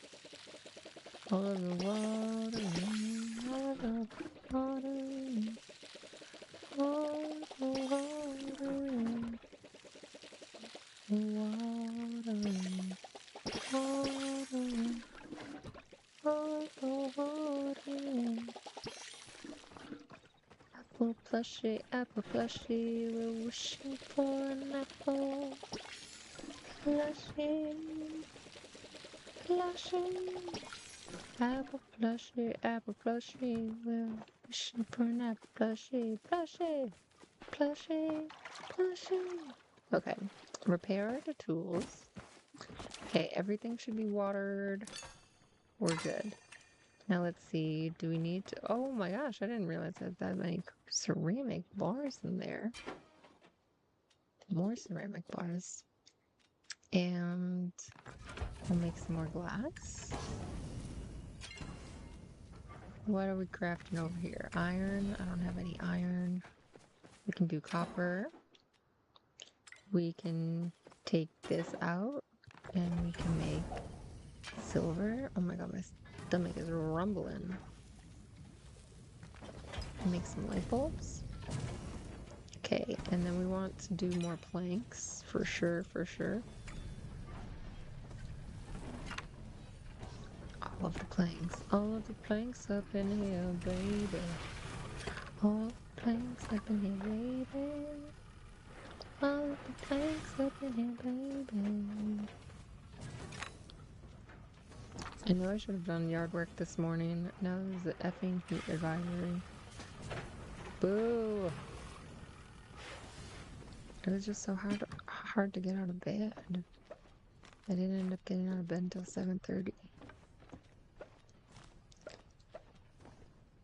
And that was was what time I wanted to be out there. Now it's just too hot to do most things. Okay, I dropped all of that off. I don't want to go feed the animals at the moment. I dropped everything off in here.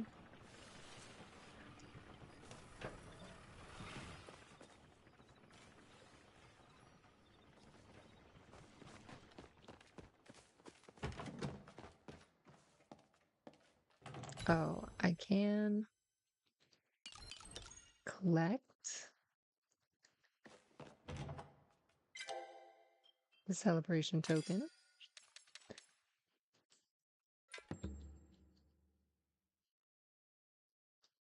And then claim these fun little glasses.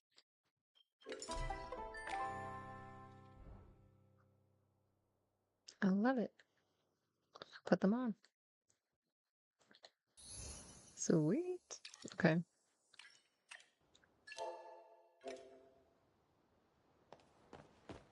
Now we shall go to the store, buy something real quick.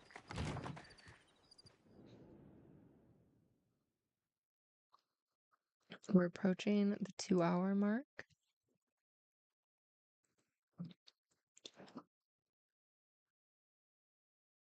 which is great. Okay. My tummy is rumbling. I need to put on the rice cooker.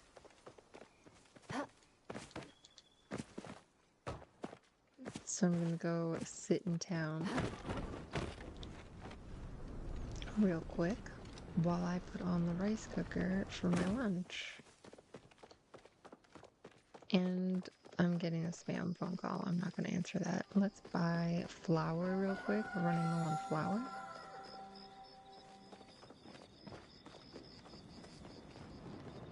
Where is it at?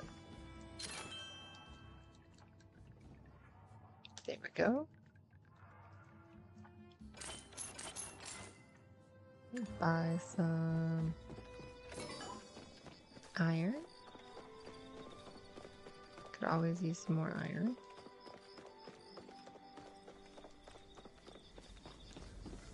There we go.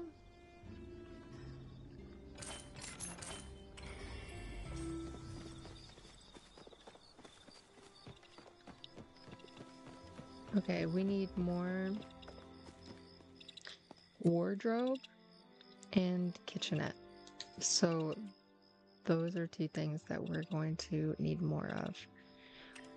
We'll want to get some, I think we might have enough clay, but we should get some more clay beforehand anyway. I don't think I can put the camera mode on, so we're gonna leave this in AFK sitting looking at the restaurant. If you want to look at the AFK scene, you can find it on Yippee Kai Slay YouTube.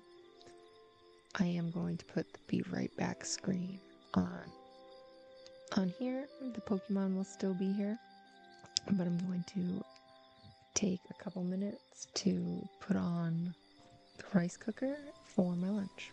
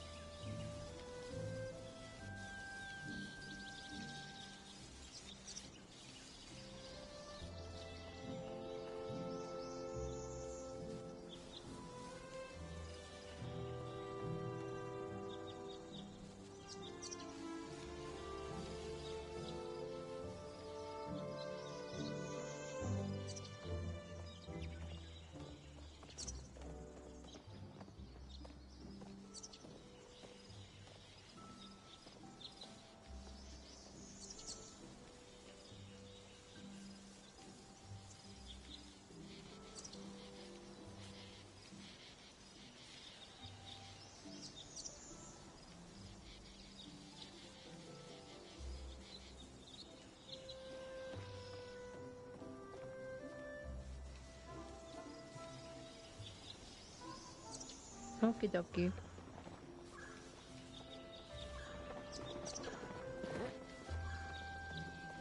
Rice is cooking. And I accidentally left the microwave door open.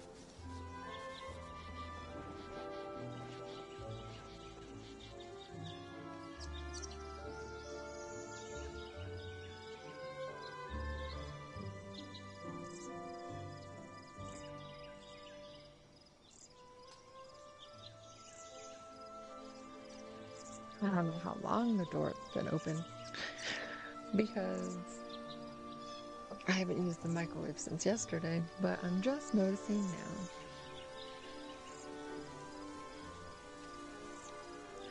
That's fine. That's totally alright. But at least I can see.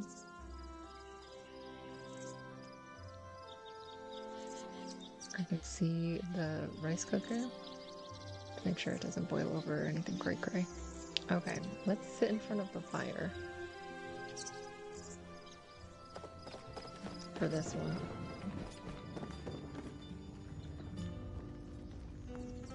And do... Yeah, you sit... Oh, you're like in the sofa. Okay. Maybe do it like this.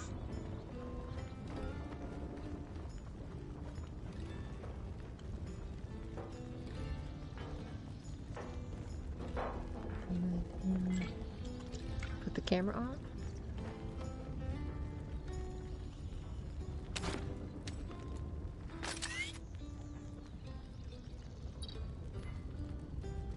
That works.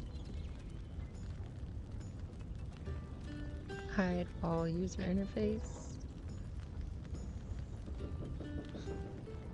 And go back to the live scene.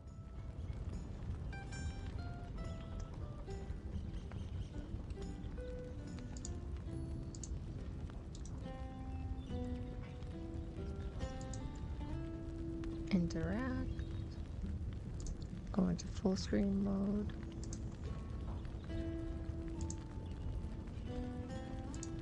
Okay.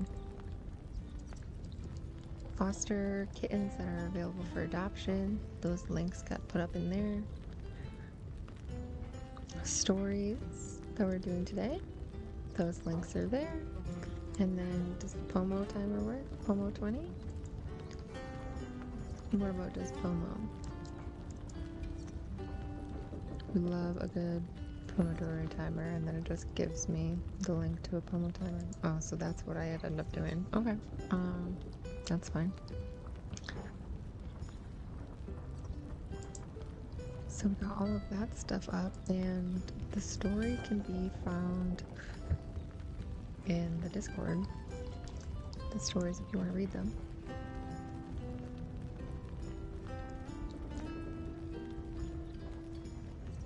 Cool.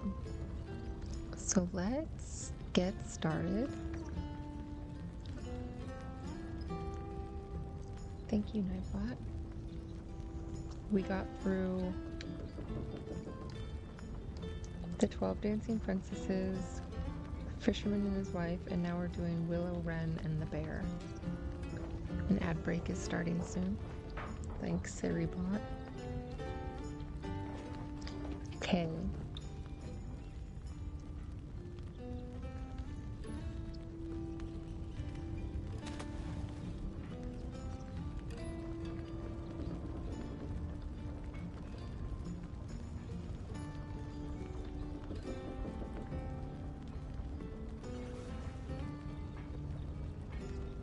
AC is putting in work today.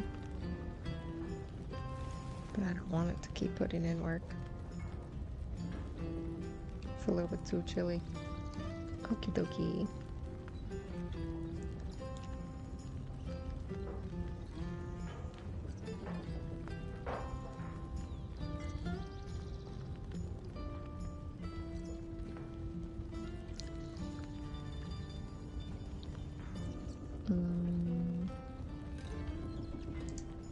Trap some stars.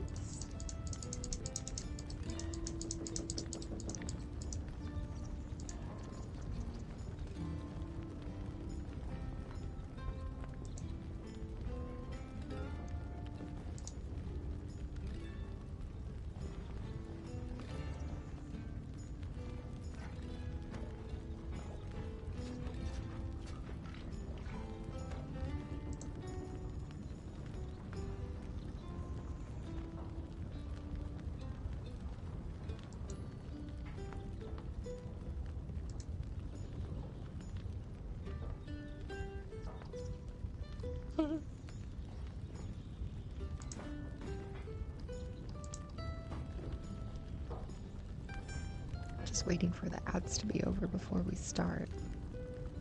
I'm going to put the header, the willow wren, and the bear.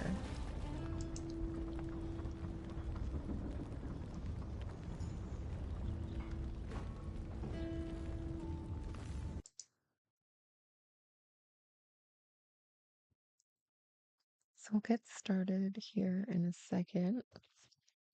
Just waiting for the ads to be done on Twitch because I'm pretty sure their bot is now telling me at the appropriate times, which I super appreciate. Let's see how long this is. That's not long at all. I should be able to finish that one fairly quickly. And then could do the frog prints. There's like a lot of hook in these stories, like little things to say over and over again that I'm finding in these kids' stories. The willow wren and the bear. Let's see.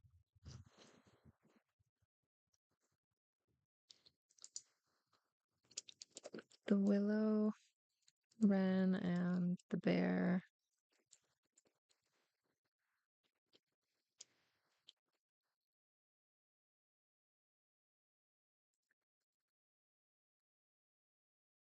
Summary. The Willow Wren and the Bear is a fairy tale collected by the Brothers Grimm. The story begins when a bear mocks the small willow wren, often translated as wren, claiming that the birds are weak and insignificant. Insulted, the willow wren challenges the bear's arrogance. Soon, a conflict develops between the birds and the four-footed animals. Okay.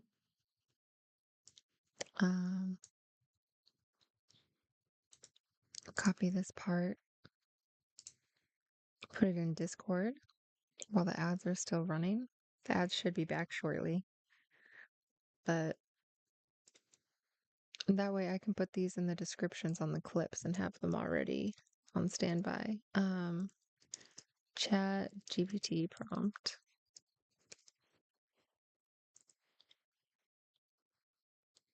There we go. So that's in the Discord library section. That way that I can just copy and put it into the clips when they get edited. And I believe ads should be back. Yep, I'm back from ads. Is there a way for this to tell me when the ads are actually over? Daisy, get away from Gino, please. He doesn't want to play with you.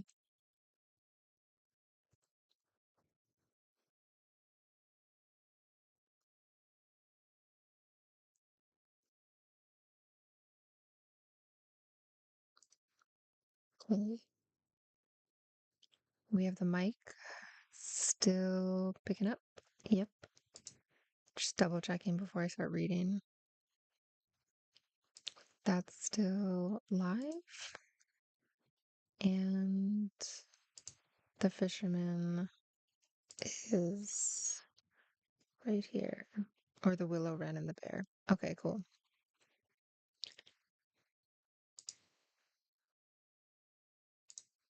So we got the willow wren and the bear that we will be doing next. Grimm's Fairy Tales, The Willow Wren and the Bear. Once in summertime, the bear and the wolf were walking in the forest, and the bear heard a bird singing so beautifully that he said, "Brother Wolf, what bird is it that sings so well?" "That is the king of birds," said the wolf, "before whom we must bow down."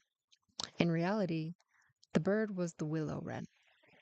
"If that's the case," said the bear, "I should very much like to see his royal palace. Come, take me thither." Tither? Tither. "That is not done quite as you seem to think," said the wolf. "You must wait until the queen comes." Soon afterwards the queen arrived with some food in her beak, and the lord king came too. and they began to feed their young ones. The bear would have liked to go at once, but the wolf held him back by the sleeve and said, "No, you must wait until the lord and lady have gone away again." So they took stock of the hole where the nest lay and trotted away. The bear, however, could not rest until he had seen the royal palace, and when a short time had passed, went to it again. The king and queen had just flown out, so he peeped in and saw 5 or 6 young ones laying there. "Is that the royal palace?" cried the bear. "It is a wretched place, and you are not king's children. You are disreputable children." When the wrens heard that, they were frightfully angry and screamed, "No, that we are not. Our parents are honest people. Bear, you will have to pay for that." The bear and the wolf grew uneasy and turned back and went into their holes. The young willow wrens, however, continued to cry and scream. The pus. What is that? That's boiling over. It's boiling over.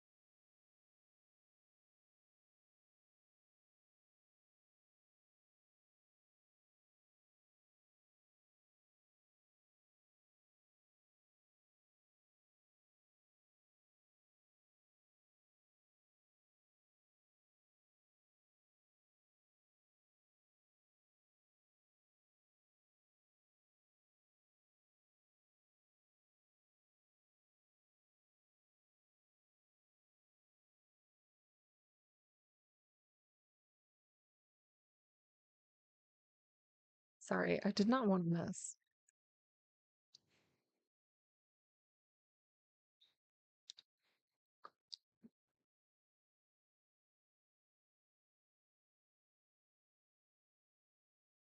Grimm's Fairy Tales. The Willow Wren and the Bear.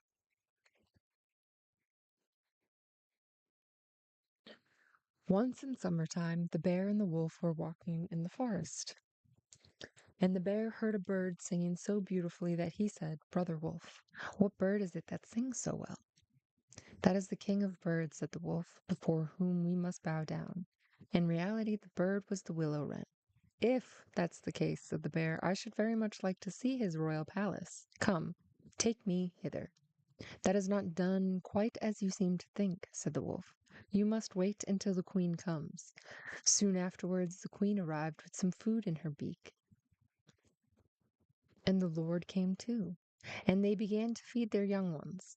The bear would have liked to go at once, but the wolf held him back by the sleeve and said, "No, you must wait until the lord and lady queen have gone away again." So they took stock of the hole where the nest lay and trotted away. The bear, however, could not rest until he had seen the royal palace, and when a short time passed, went to it again. The king and queen had just flown out, so he peeped in and saw 5 or 6 young ones lying there. "Is that the royal palace?" cried the bear. "It is a wretched place, and you are not king's children. You are disreputable children." When the young wrens heard that, they were frightfully angry and screamed, "No, that we are not. Our parents are honest people. Bear, you will have to pay for that." The bear and the wolf grew uneasy and turned and back and went into their holes. The young willow wrens, however, continued to cry and scream, and when their parents again brought food, they said, "We will not so much as touch one fly's leg. No, not if we were dying of hunger. Until you have settled whether we are respectable children or not. The bear has been here and has insulted us." Then the old king said, "Be easy. He shall be punished." And he at once flew with the queen to the bear's cave, and called in, "Old growler, why have you insulted my children? You shall suffer for it. We will punish you by a bloody war." Thus war was announced to the bear, and all four-footed animals were summoned to take part in it. Oxen, donkeys, cows, deer, and every other animal the earth contained. And the willow wren summoned everything which flew in the air, not only birds, large and small, but midges and hornets, bees and flies had come too. When the time came for the war to begin, the willow wren sent out spies to discover who was the enemy's commander-in-chief. The gnat, who was the most crafty, flew into the forest where the enemy was assembled, and hid herself beneath a leaf of the tree where the password was to be announced. There stood the bear, and he called the fox before him and said, "Fox, you are the most cunning of all animals. You shall be general and lead us." "Good," said the fox. "But what signal shall we agree upon?" No one knew that. So the fox said, "I have a fine, long, bushy tail, which almost looks like a plume of red feathers. When I lift my tail up quite high, all is going well, and you must charge. But if I let it hang down, run away as fast as you can." When the gnat had heard that, she flew away again and revealed everything down to the minute detail to the willow wren. When day broke and the battle was to begin, all four-footed animals came running up with such noise that the earth trembled.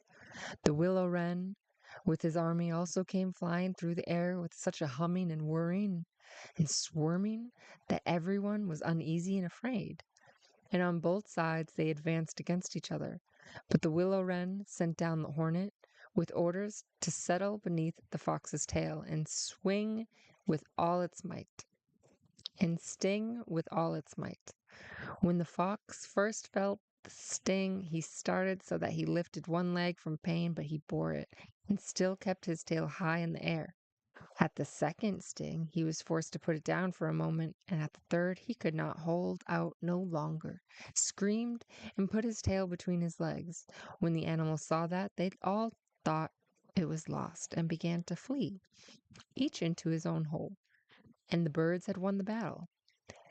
Then the king and queen flew home to their children and cried, "Children, rejoice, eat and drink to your heart's content. We have won the battle." But the young wren said, "We will not eat yet. The bear must come to the nest and beg for pardon and say that we are honorable children. Before we will do that, the willow wren flew to the bear's hold and cried, 'Growler, you are to come to the nest to my children and beg their pardon, or else every rib of your body shall be broken.' So the bear crept hither in the greatest fear and begged their pardon. And now, at last, the young wrens were satisfied, and sat down together and ate and drank, and made merry till quite late into the night.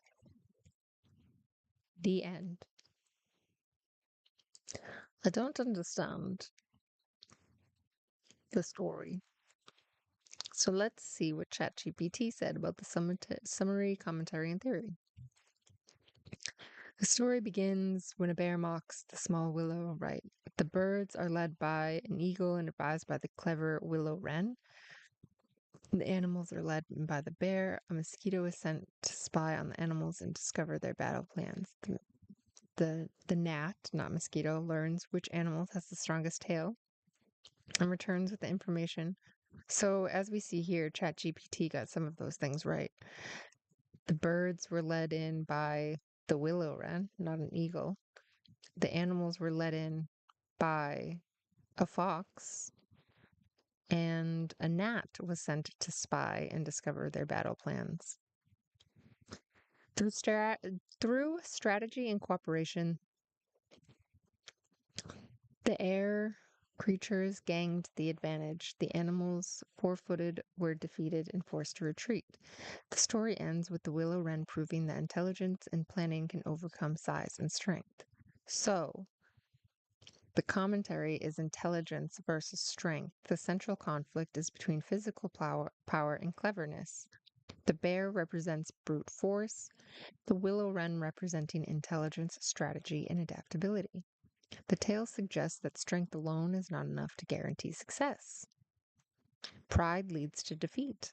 The bear starts the conflict because of his arrogance and disrespect. Like many grim tales, the story teaches that mocking others can have consequences. Underestimating smaller opponents is dangerous, and pride often blinds people to real threats. The cooperation and community. Although the willow wren is small, she does not win alone.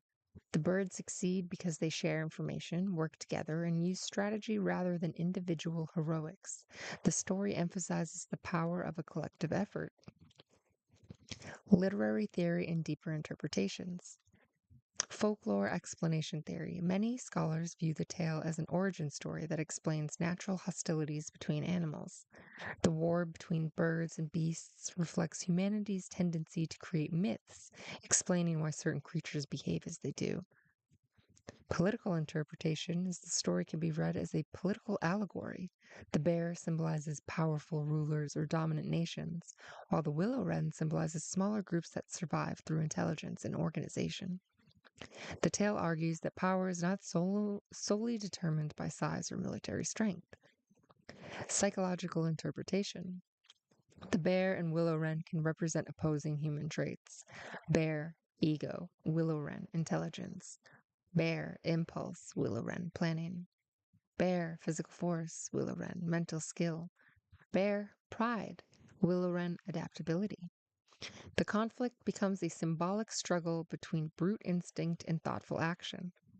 Social interpretation. The tale reflects a common folk belief that ordinary people can outsmart those who seem to be stronger or more powerful. Many fairy tales celebrate clever underdogs, resourcefulness, strategic thinking.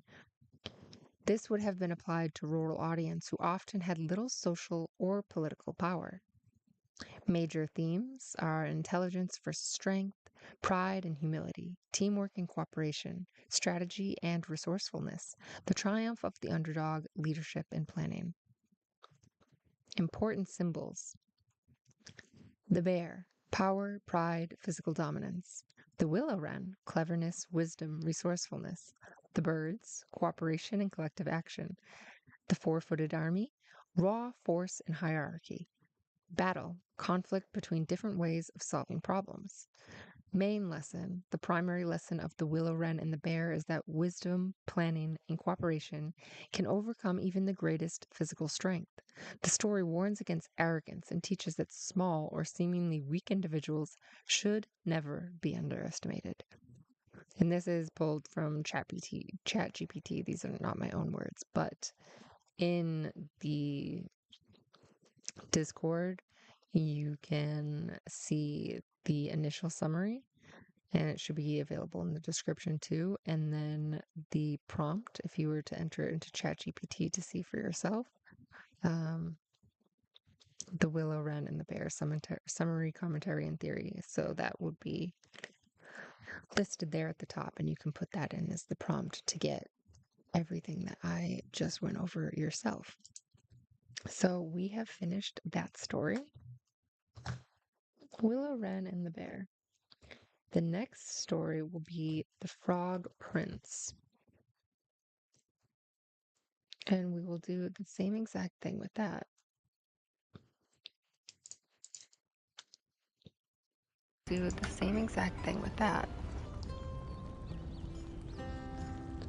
I'm going to leave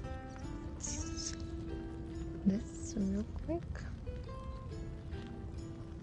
I'm going to leave this in AFK.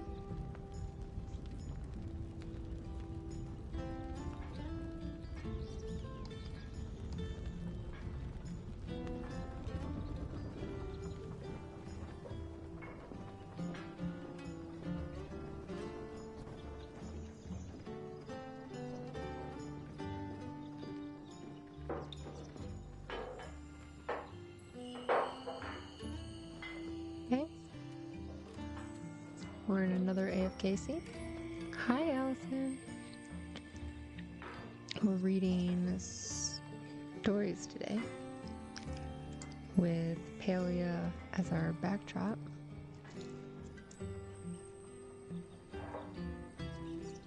And I am about to get the rice off the rice cooker before it boils over again, because it did mid-story before, and I'm pretty sure the rice is now done.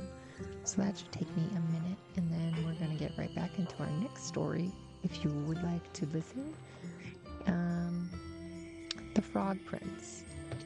And so we're 2.5 hours in, going till 3 p.m. So we'll be reading stories until then, and then on YouTube will be later, they'll be clipped. So you can see all of the clipped version of the stories that we're reading. Oh, you got Clefairy, Allison. I don't know if you're a Pokemon person, but I saw Stream Avatar. I saw Stream Avatar on someone else's stream last night, and I was just like, how do you get all of these little Pokemons to just show up? Like, everyone's in chat. And they told me, and so Stream Avatar from Steam, and then you download a like Pokemon pack. And it's so cute. It's just adorable. I absolutely love it.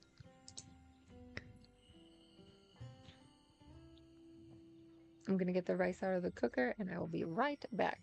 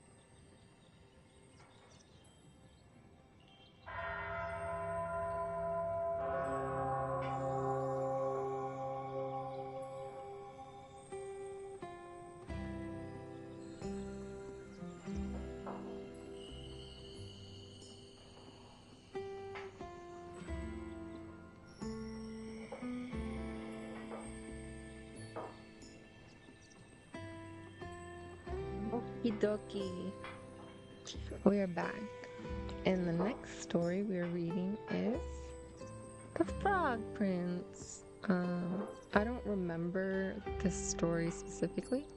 I don't remember a lot of these stories, but I have very fond memories of my father reading these stories to my brother and I when we were kids.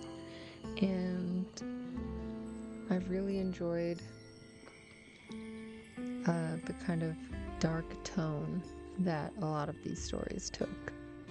Later, my favorite author would be discovered as Stephen King, so it makes sense why they were. Story title. Let's edit this. So we're doing The Frog Prince. Okay. Let me edit this. Okay. Here we are. Done. Make it visible. There we go. Allison, I hope you're well, and I know you had work today, but I hope you're enjoying the rest of your day if you're done with work. And if not, then thank you for lurking while you're working. I really appreciate it. Ooh, we have to put in a new AFK scene. Where should we go? Any ideas? We could probably go up to Are we able to go in Sabir's room? Oh, we can. Let's see if there's anything in here that's cute to sit by.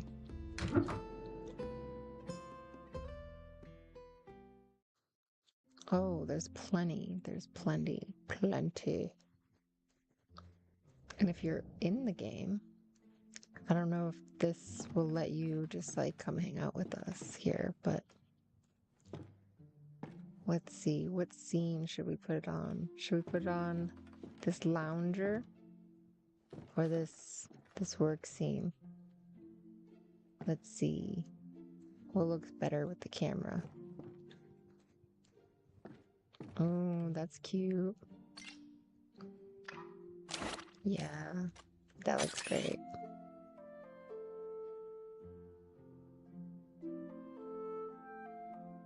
Some bookshelves with the Frog Prince story. Or some kitchen action. Ooh, that's cozy. I like this. Kind of looks cloudy outside. Yeah. That's actually perfect. Okay. This is the AFK scene that we're going with. So I'm going to shut off the YouTube sound if you want to hear the YouTube sound with the story. Or if you want to hear the game sound with the story, then you can head on over to YouTube, Yippee Slay. That's where the clips will be clipped later. But if you're okay with listening to just the story without the sound, then thank you. Stay here and hang out. We're going to hop into the Frog Prince, and I'm going to take a sip of water beforehand.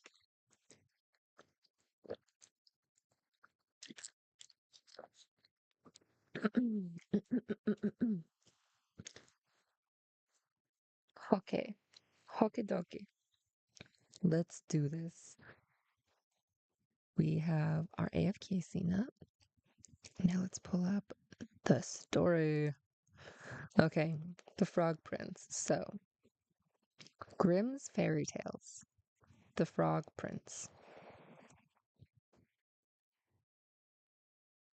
One fine evening, a young princess put on her bonnet and clogs, and went out to take a walk by herself in a wood. And when she came to a cool spring of water that rose in the midst of it, she sat herself down to rest awhile. Now she had a golden ball in her hand, which was her favorite plaything, and she was always tossing it up into the air and catching it again as it fell. After a time, she threw it up so high that she missed catching it as it fell, and the ball bounded away and rolled along upon the ground till at last it fell down into the spring. The princess looked into the spring after her ball, but it was very deep, so deep that she could not see the bottom of it. Then she began to bewail her loss and said, "Alas, if I could only get my ball again, I would give all my fine clothes and jewels and everything that I have in the world." Whilst she was speaking, a frog put its head out of the water and said, "Princess, why do you weep so bitterly?" "Alas," she said, "what can you do for me, you nasty frog? My golden ball has fallen into the spring." The frog said, "I want not your pearls and jewels and fine clothes, but if you will love me and let me live with you and eat from off your golden plate and sleep upon your bed, I will bring you your ball again." "What nonsense," thought the princess. "This silly frog is talking? He can never even get out of the spring to visit me, though he may be able to get my ball for me, and therefore I will tell him he shall have what he asks." "So," she said to the frog, "well, if you will bring me my ball, I will do all you ask." Then the frog put his head down and dived deep under the water, and after a little while he came up again with the ball in his mouth and threw it on the edge of the spring. As soon as the young princess saw her ball, she ran to pick it up, and she was so overjoyed to have it in her hand again that she never thought of the frog, but ran home with it as fast as she could. The frog called after her, "Stay, princess, and take me with you, as you said," but she did not stop to hear a word. The next day, just as the princess had sat down to dinner, she heard a strange noise. Tap, tap, pash, pash, as if something was coming up the marble staircase. And soon afterwards, there was a gentle knock at the door. And a little voice cried out and said, Open the door, my princess dear, open the door to thy true love here, and mind the words that thou and I said, by the fountain cool in the greenwood shade. Then the princess ran to the door and opened it, and there she saw the frog, whom she had quite forgotten. At this sight she was sadly frightened, and shutting the door as fast as she could, came back to her seat. The king, her father, seeing that something had frightened her, asked her what was the matter. There's a nasty frog, she said, at the door, that lifted my ball for me out of the spring this morning. I told him that he should live with me here, thinking that he could never get out of the spring. But there he is, at the door, and he wants to come in. While she was speaking, the frog knocked again at the door and said, Open the door, my princess dear, open the door to thy true love here, and mind the words that thou and I said, by the fountain cool in the greenwood shade. Then the king said to the young princess, As you have given your word, you must keep it, so go and let him in. She did so, and the frog hopped into the room and then straight on, tap, tap, plash, plash, from the bottom of the room to the top, till he came up close to the table where the princess sat. Pray, lift me upon a chair, said he to the princess, and let me sit next to you. As soon as she had done this, the frog said, Put your plate nearer to me, that I may eat off of it. This she did, and when he had eaten as much as he could, he said, Now I am tired. Carry me upstairs and put me into your bed. And the princess, though very unwilling, took him up in her hand and put him upon the pillow of her own bed, where he slept all night long. As soon as it was light, he jumped up and hopped downstairs and went out of the house. Now then, thought the princess, at last he is gone, and I shall be troubled with him no more.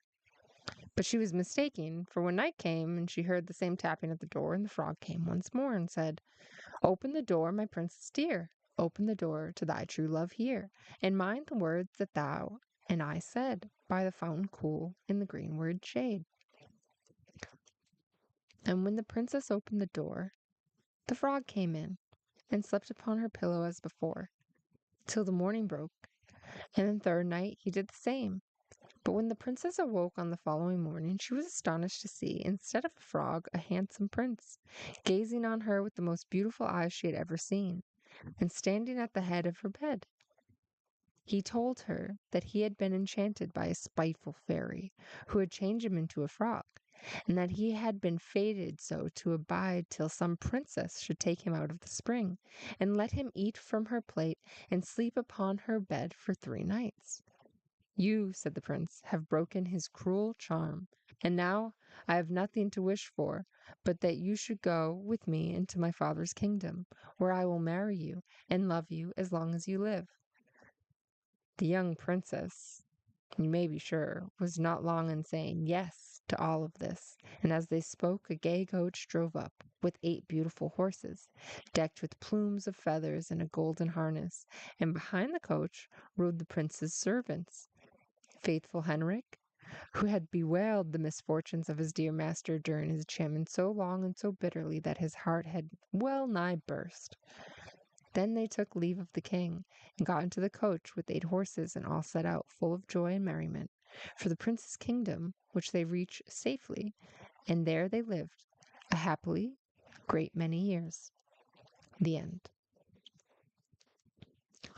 That one didn't have a dark ending. Usually they have a very dark ending. I'm quite surprised. Let's look up the Frog Prince, shall we? The Frog Prince in the chat GPT. We do the commentary, theory, summary. The Frog Prince, the Frog King, summary, commentary, and theory. The frog. What are these kittens doing up there? These kittens are being crazy. Rumi is trying to get Daisy out of the cabinet that Daisy likes to sleep in. which is above the fridge where I can't reach to put anything else. And now Rumi is trying to scare Daisy by standing outside of the cabinet door. Will Daisy notice her before it's too late, or will Daisy be frightened by Rumi's jump scare presence? Oh, she might get her yet. What's gonna happen? The suspense is killing me. Rumi is shaking her butt. Rumi's available for adoption, by the way.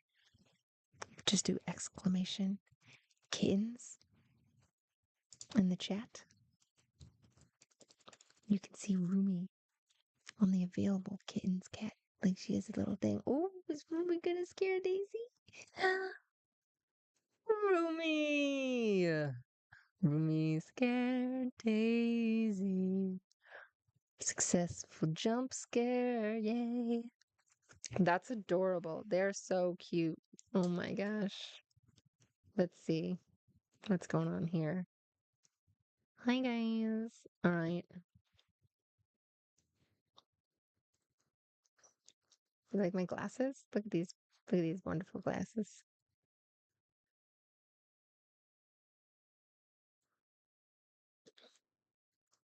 Look at these wonderful glasses. Some little pry glass that they give you in the game. Palia. Palia. Okay. So we have stars to drop on the little chat. Stars, stars, stars, stars, stars, stars, stars, stars, stars, stars, stars, stars, stars, stars. Bombs away. And I would like to figure out if chat is able to do something interactive with the game mode, but that's for another day. Today that we just got it settled that it's on stream, right? We've made progress. And it's adorable and I love it. Okay, so the Frog Prince, the Frog King, summary, commentary, and theory. Summary: The Frog Prince is one of the best known fairy tales collected by the Brothers Grimm. A young princess loses her golden ball in a pond. A frog offers to retrieve it for her, but only if she promises to let him be her companion, sharing her meals, sitting beside her, and sleeping near her. The princess agrees, but once she gets her ball back, she runs home and breaks her promise. The frog follows her to the palace and reminds her of her word. The king insists that she honor her promise, teaching that agreements must be kept. Reluctantly, the princess allows the frog into her life. In the Grimm version, when the princess becomes disgusted and throws the frog against a wall, the spell is broken, and he transforms into a handsome prince. In later adaptation, this transformation is often caused by a kiss, neither which we saw in this particular story. The prince explains that he had been enchanted by a witch, and in the version we read, a fairy. The two are married and leave together for his kingdom, accompanied by his loyal servant, Iron Henry, whose heart had been bound with iron bands from grief over the prince's enchantment. Are we reading separate stories? None of that happened. Yeah, Rumi? Oh, Daisy's chasing you now, pretty girl?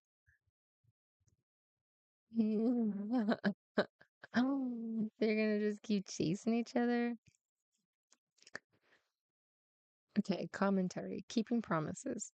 One of the clearest lessons is the importance of honoring commitments. The princess makes a promise when she helps, but tries to ignore it afterwards. The king's intervention reinforces the idea that one's word carries moral responsibility. Appearance versus reality. The frog appears ugly, unpleasant, and unworthy of friendship, but beneath the surface, he is actually a prince. The tale encourages readers to look beyond appearance and recognize hidden value in others. Maturity and growth. The princess begins as selfish and immature. Throughout the story, she learns responsibility and accountability. Her transformation is emotional and moral, while the frog's transformation is physical. Literary theory and deeper interpretations. 1. Psychological interpretation. From a psychological perspective, the frog symbolizes something unpleasant that must be confronted rather than avoided. The princess initially rejects what disgusts and frightens her. Only by facing it does growth occur. Some psychologists view the story as a metaphor for maturity, learning to deal with uncomfortable realities instead of escaping them. 2. Transformation theory. Transformation is essential Fairy tale motif. The frog's change into a prince symbolizes hidden potential, personal growth, the movement from chaos to order, the discovery of true identity. The tale suggests that things are not always what they seem. Social and historical interpretation. In medieval and early modern societies, marriage often involved duty, obligation, and family expectations rather than purely romantic choice. So the princess's obligation to honor her agreement reflects cultural values and responsibility in social order. The Swiss psychologist Carl Jung might interpret the frog as a shadow figure, an aspect of life that appears undesirable but contains hidden value. By accepting the frog, the princess symbolically integrates a rejected part of herself and moves towards psychological maturity. Major themes are keeping promises, responsibility and integrity, transformation and redemption, appearance versus reality, personal growth and acceptance of others. Important symbols: the golden ball, innocence, childhood desires, perfection. The pond, the unknown or unconscious mind. The frog, hidden value, transformation, and the unexpected. The king, authority, morality, social order. Iron Henry's bands, loyalty, emotional suffering, and devotion.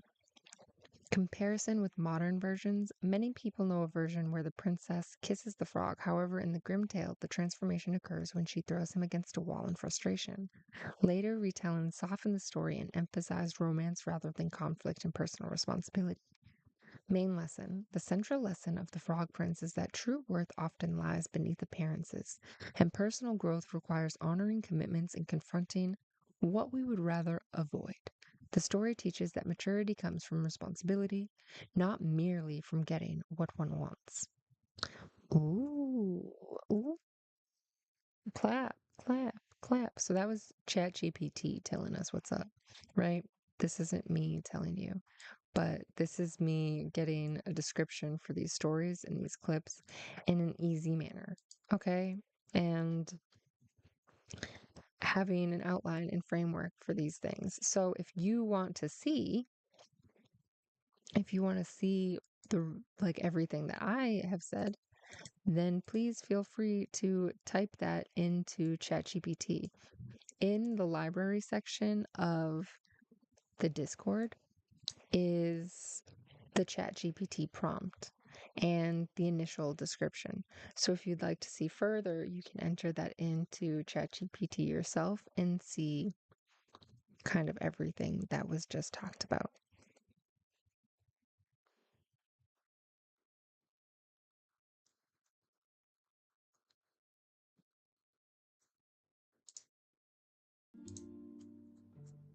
So the gameplay audio should be back on now.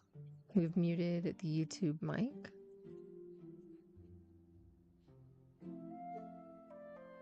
And my mic is still registering. So if for some reason you're not able to hear me right now, let me know.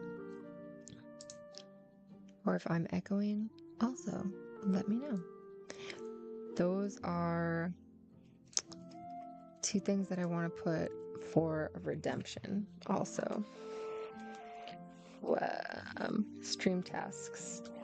Figure out. So point redemptions.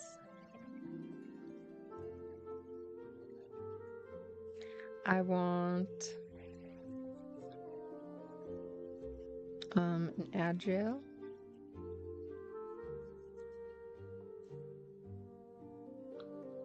Jailbreak.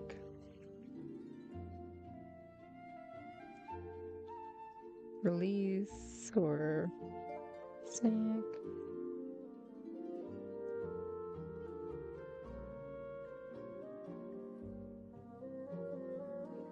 Okay, and then we want hydrate or a cough drop.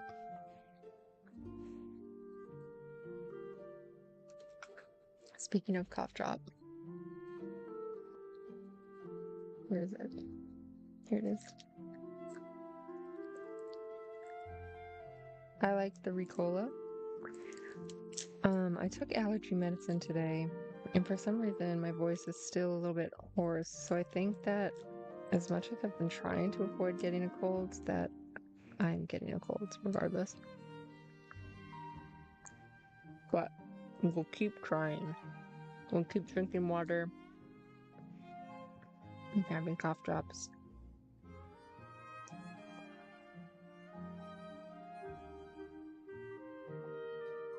Now let's go to another public space, right? Where people can show up during the story if they're in game. Oh my god, hello! Sabira? Someone is causing trouble this early. Nah, girl, I'm just came over here to I say could hello. use a sharp mind like yours. Sabira, when I first came to Kilima, I was not expecting to be so comfortable here. Somehow it feels like returning home after a long time away. I will miss it when it is finally time for me to leave. You should stay, girl. You should stay. Thank you. I appreciate you. We still have to go fishing. I We still have to appreciate your fish for the thoughts on the matter. dailies. I could request the fish. I could.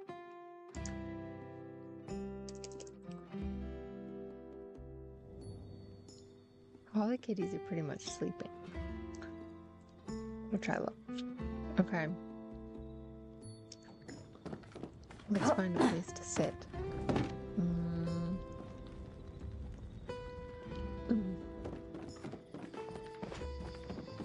Where will be a good place? Let's stay in the town center. We could probably see people coming and going if we sit right here. Yes.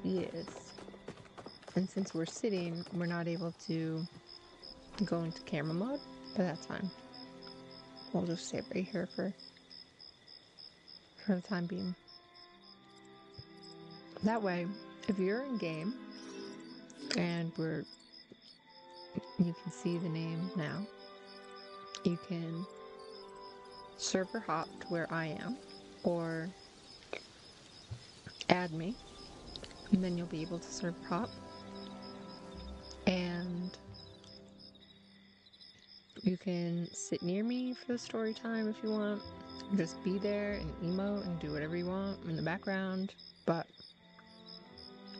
if you are playing Palia and would like to be featured in one of the story clips, then feel free to show up in the scene. I'm going to public spaces, so it's not like you have to come to my plot or anything. You just have to go to the board.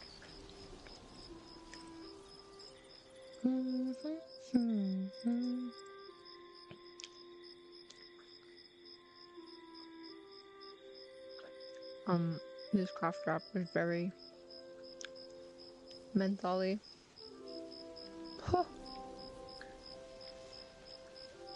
Okay, we did the Frog Prince. So we've completed 4 stories. And the next is Cat and Mouse in Partnership. Alright. And does Seribot have a command that tells me when ads are over? Yeah, baby cat.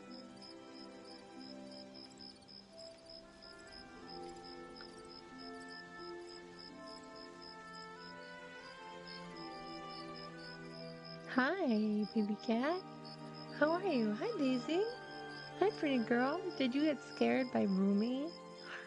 Were you scared by Rumi? If you type exclamation kittens in the chat, you can see the available kittens. I have the K-pop bundle, which is Rumi, Zoe Baby, Genu, and Mira. They're doing a lot of jump scares with each other today, and usually I have a cat cam up, but that's when we're like playing games and stuff. I don't have the cat cam up today because I'm trying out a new scene overlay, um, so that I can see in what way I like the clips for the story times to kind of show up. I do know that I like having the text already there that says like what the story title is. And it makes it easier when editing this version to have that up. Then I like that the Pokemon are kind of just walking along the bottom with everybody's names, so it can kind of give credit to people that are lurking and hanging out, because you'll be able to see that in the clips.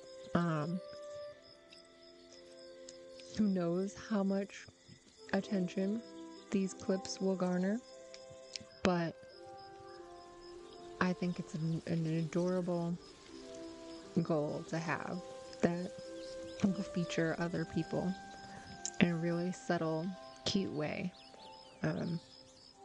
I'll keep doing different stories all the time. I'm just noticing that the cats have taken out 2 shelves of their tiered tower, and I need to go fix that real quick. Be right back.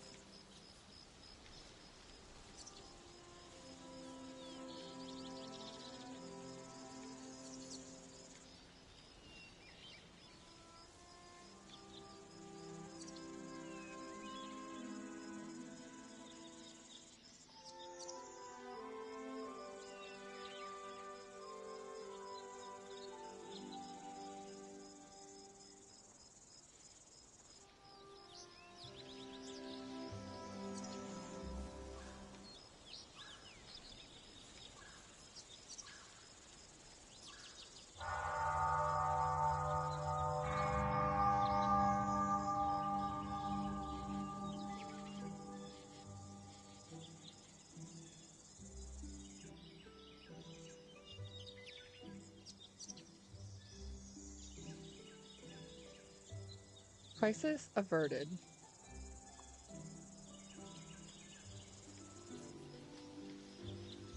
Thank goodness I was able to, I caught that before it got any crazier.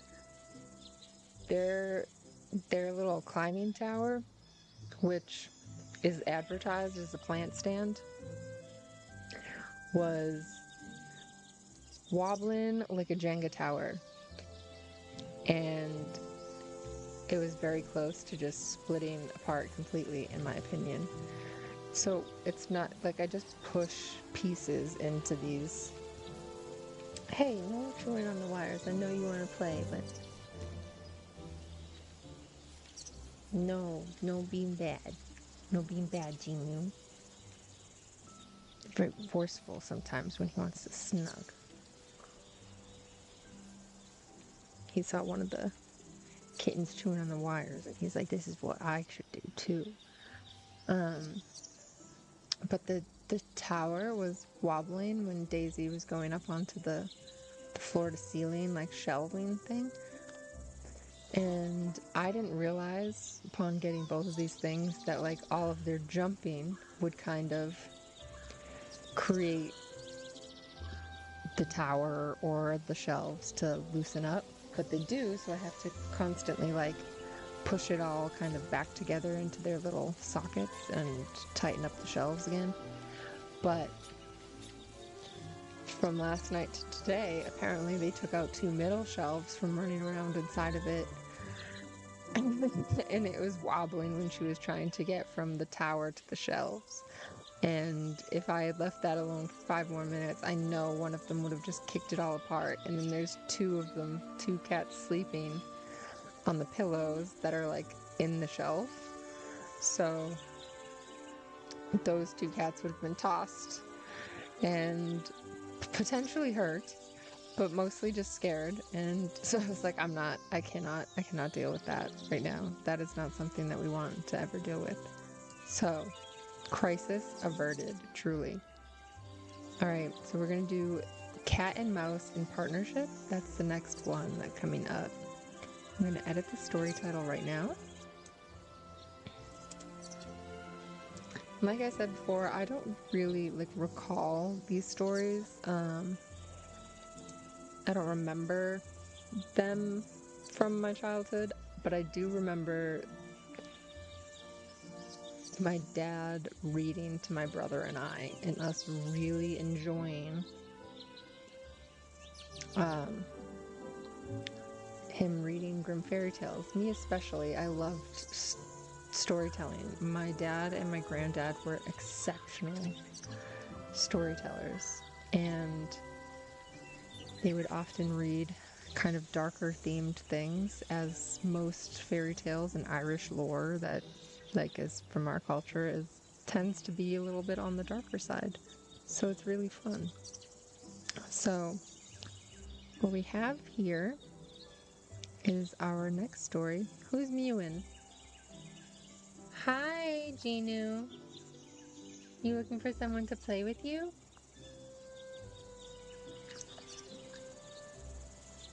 Hi, sir. Do you want to come up here and cuddle? You want to cuddle? Good boy. Hello. Do we pet pets? Yes, love pet pets. You love pet pets. Do you want to sit on my little bed underneath the desk? For you? Yes, you love this one, and you can play with the cozies right here. Koozies, I should say. Koozies. There's like a bungee cord with koozies on it, and they like to slide them back and forth. Yeah, you like to play with the koozies? Oh, good boy. Good boy. Like, what do you do with a bucket of koozies, you know? It's not like I drink anymore. So they're there for them to slide around on this bungee cord under the desk. And there's like a little padding. Hi. They can sit and nap on, because I have to put things in plastic bins near the desk. Oh, go chase your sister. Go chase Rumi. Good boy. Okay. So we're going to shut off the YouTube sound. So you shouldn't be able to hear that. The game audio, you should only be able to hear the mic. An ad is starting soon. Should we wait until after the ad? Probably not. It's 2:20. We'll be done by 3.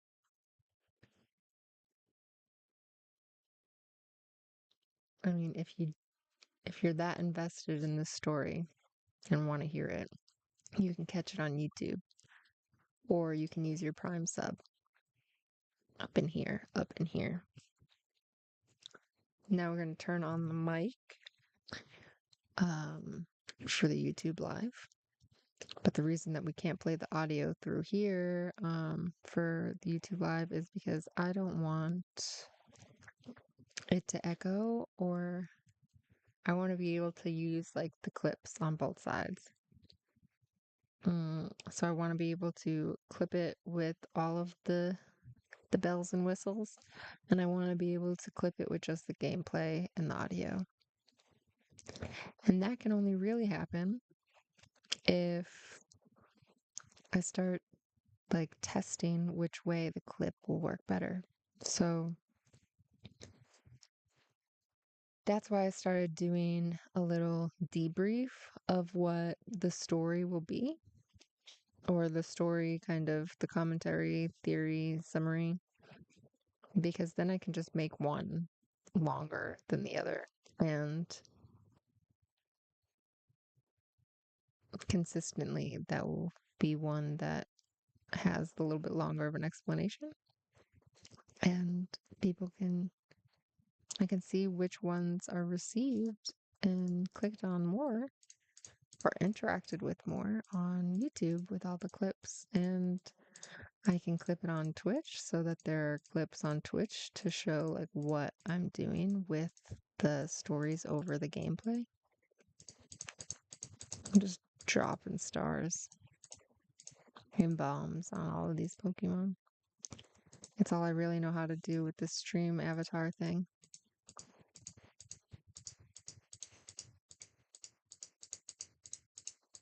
There are game modes that people can interact with eventually, but just getting stream avatar here today was a big accomplishment. We changed up some of the scene.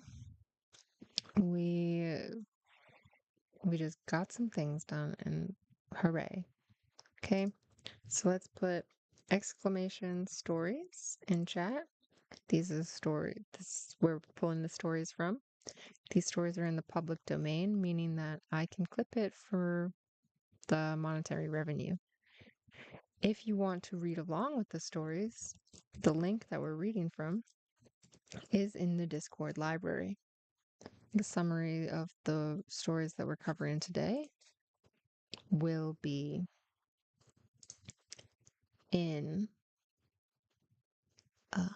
Discord. So you'll be able to see that.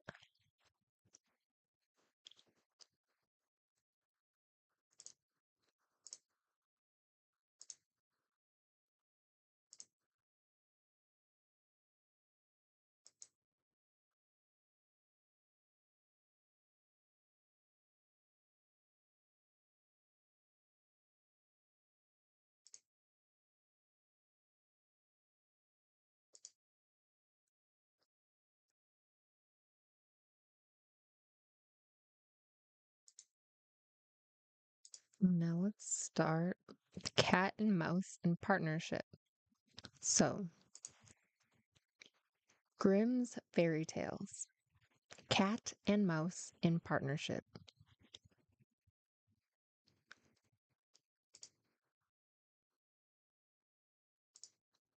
A certain cat had made the acquaintance of a mouse, and had said so much to her about the great love and friendship she felt for her, that at length the mouse agreed that they should live and keep house together.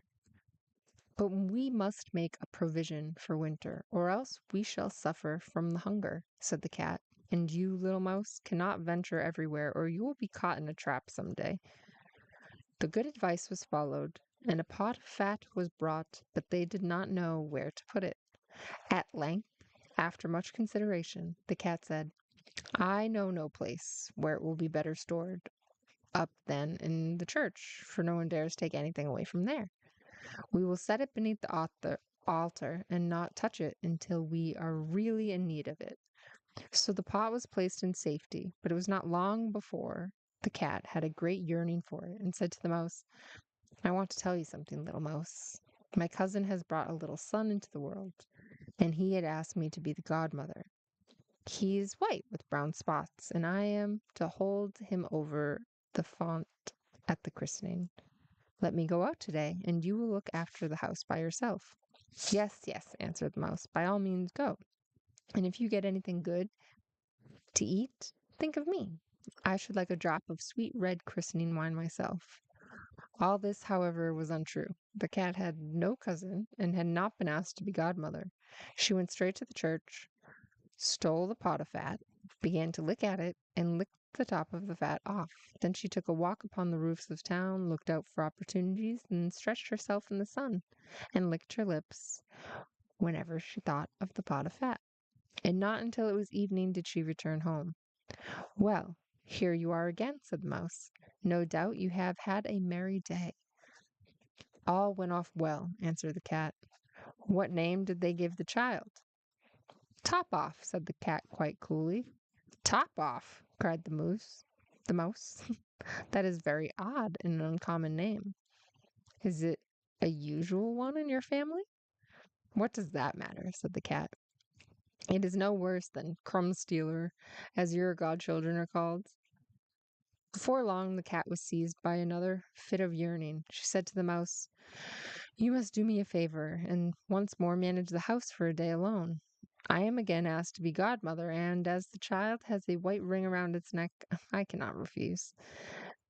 The good mouse consented, but the cat crept behind the town walls to the church and devoured half the pot of fat. Nothing ever seems so good as what one keeps to oneself, she said, and was quite satisfied with her day's work. When she went home, the mouse inquired, And what was the child christened? Half done, answered the cat. Half done? What are you saying? I never heard the name in my life. I'll wager anything it is not in the calendar. The cat's mouth soon began to water from some licking. All good things go in threes, she said. I am asked to stand. What is this little? I am asked to stand godmother again. The child is quite black, only it has white paws. But with that exception, it has not a single white hair on its whole body. This only happens once every few years. You will let me go, won't you? Top off, half done, answered the mouse. They are such odd names. They make me very thoughtful. You sit at home, said the cat, and in your dark gray fur coat and long tail, and are all filled with fancies. That's because you do not go out in the daytime. During the cat's absence, the mouse cleaned the house and put it in order, but the greedy cat entirely emptied the pot of fat. When everything is eaten up, one has some peace, she said to herself, and well filled and fat, she did not return home till night. The mouse at once asked what name had been given to the third child. It will not please you more than the other, said the cat. He is called All Gone. All Gone? Cried the mouse. That is the most suspicious name of all. I have never seen it in print. All gone? What could that mean? And she shook her head, curled herself up, and lay down to sleep. From this time forth, no one invited the cat to be the godmother. But when the winter had come and there was no longer anything to be found outside, the mouse thought of their provision and said, Come, cat, we will go to our pot of fat, which we have stored up for ourselves, and we shall enjoy that. Yes, answered the cat, you will enjoy it as much as you would enjoy sticking that dainty tongue of yours out at the window. They set out on their way, but when they arrived, the pot of fat certainly was still in its place, but it was empty. Alas, said the mouse, now I see what has happened. Now it comes to light. You are a true friend. You have devoured all when you were standing godmother. First top off, then half done. Then, will you hold your tongue? Cried the Will you hold your tongue? Cried the cat. One more word, and I will eat you up too. All gone was already on the poor mouse's lips. Scarcely had she spoken it before the cat sprang on her, seized her, and swallowed her down. Verily, that is the way out of the world. The end. The end. The end. That is crazy. That's so crazy. Why so crazy? Why so crazy, though? Why so crazy?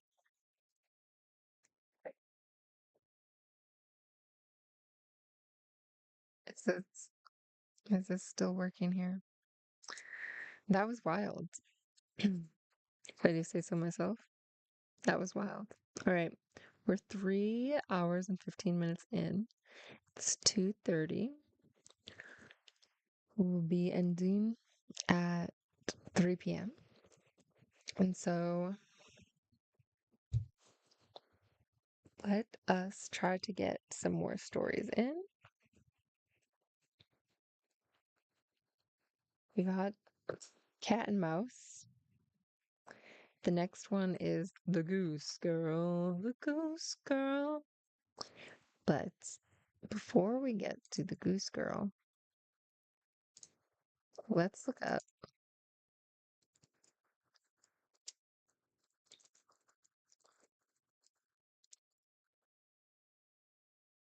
Cat and Mouse in Partnership. Summary, theory, commentary. Cat and Mouse in Partnership is a fairy tale collected by the Brothers Grimm. A cat and a mouse decide to live together and become partners to prepare for winter. They buy a pot of fat and hide it in a church for safekeeping. Over time, the cat secretly visits the pot and eats some of the fat. Each time, she invents an excuse for leaving the house, claiming she has been invited to a christening. She gives the supposed kitten strange names, such as Top Off, Half Gone, and All Gone, which secretly describe how much of the fat has been eaten. The trusting mouse believes the cat's stories and never suspects deception. When the winter arrives, the mouse suggests retrieving their food stored. They discover that the pot is empty. The mouse finally realizes that the cat has betrayed her. Before the mouse can fully react, the cat attacks and eats her, revealing the grim reality behind their partnership. Abuse of trust. The story centers on betrayal. The mouse enters the partnership in good faith, believing the cooperation will benefit both animals. The cat exploits this trust from the beginning. The tale warns that trust without caution can leave a person vulnerable to manipulation. Power imbalance. The relationship is unequal from the start. The cat is stronger and more dangerous. The mouse is weaker and dependent. Although they call themselves partners, the cat never views the mouse as an equal. The partnership is an illusion that hides exploitation, deception, and self-interest. The cat repeatedly lies and creates elaborate stories to cover her actions.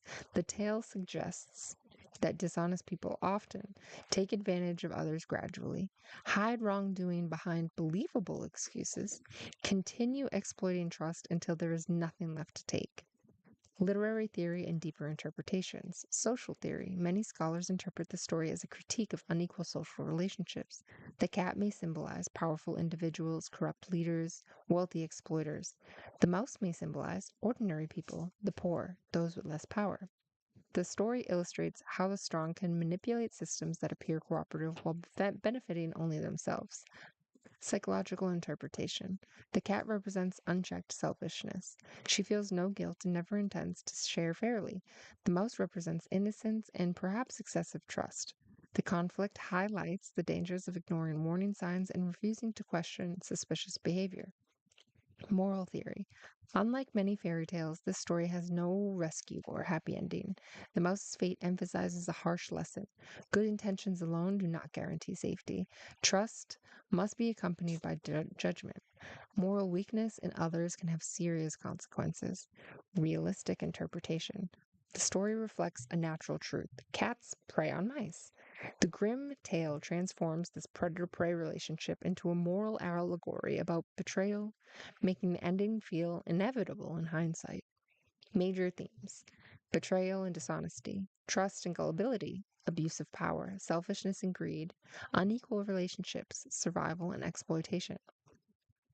Hola, Jessica! Important symbols: the cat, power, deception, selfishness; the mouse, innocence, trust, vulnerability; the pot of fat, shared resources, wealth, security; the church, a place associated with trust and morality, ironically used to hide the wrongdoing; the christenings, lies that disguise exploitation. The main lesson is the central lesson of the cat and mouse in partnership is that trust should be balanced with wisdom and vigilance. The tale warns that people who appear friendly or cooperative may exploit others if given unchecked power, and that unequal partnerships can conceal manipulation from the very beginning. Woohoo! Just read that so fast. As fast as I could. Hi Jess, how are you? How's your day? How's your day going? Is Emmy feeling better? Oh, it's Ho Daddy. Let's talk to our Ho Daddy. The next story that we will be doing is The Goose Girl. So real quick, Is the you're goose gonna girl. hear back the game audio. So real quick, Okay, you can hear that again. And the mic should still be working. And we are going to run over to the lake to fish after we talk to Ho Daddy. You're back. Chat with Adori. I know I ain't perfect father. Najima seems matterin', not these days. But if anything happened to her, I don't want to think about it. Flirt with him. Need something from me? I just wanted some quality time with you. Well, you're welcome to hang around while I work, I guess. Cool. All right, dude. He has yet to give me I'll his be thinking pin, but about maybe you. one day. Yo, that is an adorable outfit. Excuse me? Look at that. Look at that. Look how cute that is. What is that, a kitsu? It's a kitsu? That's so cute. Alright, we're gonna run over to this lake.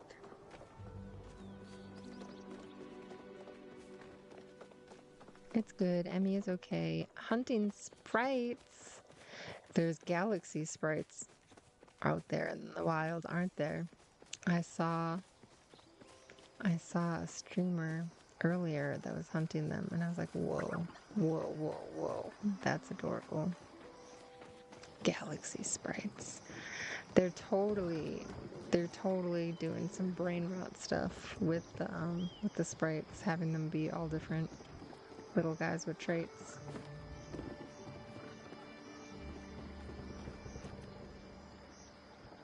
Alright, we're gonna be fishing in this next scene. Should probably actually try to get the fish that are part of our daily challenges. We have 2 of them. I already have my lunch made, and I'm totally game to hunt some sprites once I'm done at 3. I can play for about an hour or 2. Oopsies. Oopsie daisies. Oopsie daisies. Okay. Failed. All the fails. All the fails out here, baby. All the fails. Oh my god, Jess, you got the Rattata guy, but it kind of looks like Pee Pee Potato of the Pokemon. Alright, let's try to get this fish. I forget what the other fish... I got a gillyfin again. I don't want a gillyfin. I don't think it's time for the other fish that I was trying to catch to be out yet. I think they're all between 6 p.m. and 10... No. Maybe like 6 p.m. to 6 a.m. or 3. But I'm glad Demi's okay, Jess.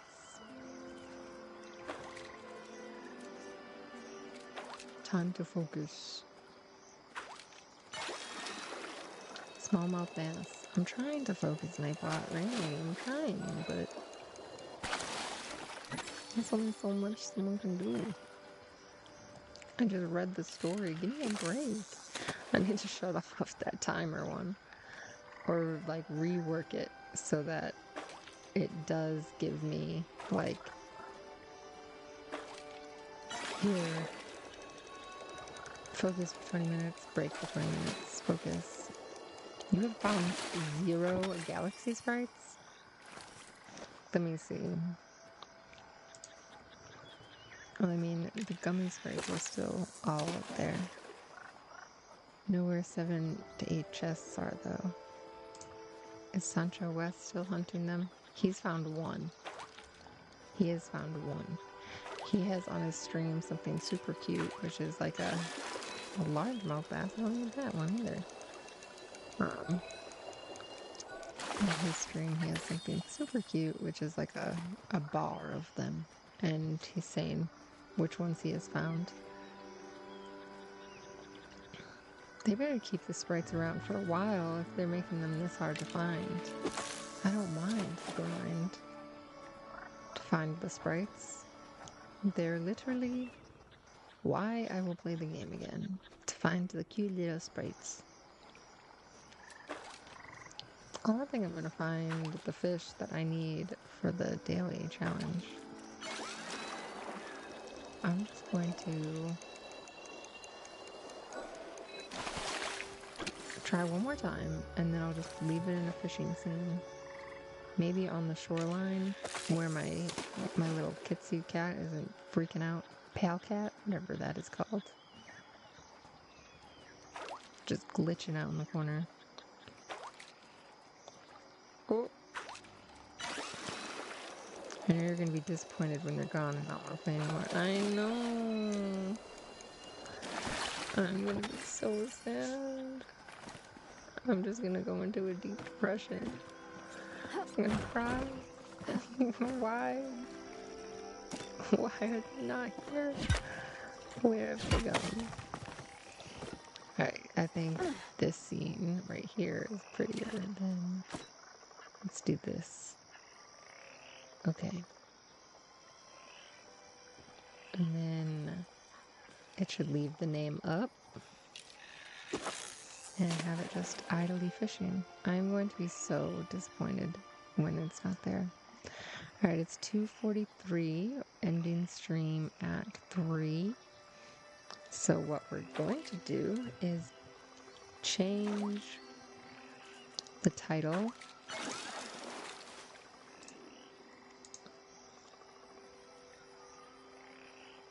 We're gonna go into the Goose Girl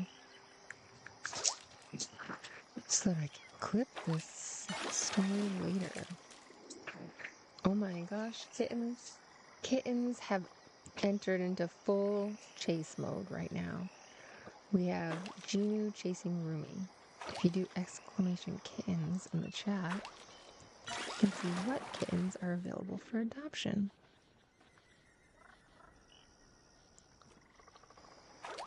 Let's get this up and running. Let's change the story title to make it easier to edit. And clip. Alright, so this is the Goose Girl. Boom. We're going to mute the game audio because I'm going to put the mic on for YouTube as well so that it will be going in 2 different places, but I don't want there to be an echo here. Okay, so you might not be able to hear the game audio anymore, but you can hear me. And if you want to hear the game audio with the story, you'll be able to find the clips on YouTube, Yippee Ki Slay. They will be clipped after stream, so you'll be able to find them starting this evening into tomorrow. Okay, dokie. Let's throw a whole bunch of stars at these Pokemon so I know that there's a new story starting. When I'm editing, I can see all of these stars. Bombs away.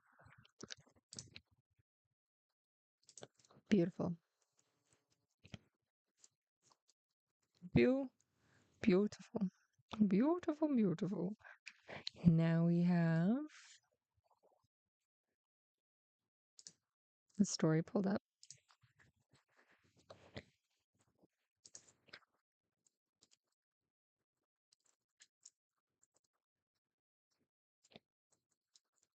In the Discord, you can see the summary of the stories that we've read today, and you can read along if you click on the link for the Grimm fairy tales. And if you're playing Palia and want to be featured in the clip, then feel free to just enter the scene and emote or run around or do whatever you want. It's Palia. It's not like you can do anything too crazy. You just have to server sync with Nola Nova. That is my name.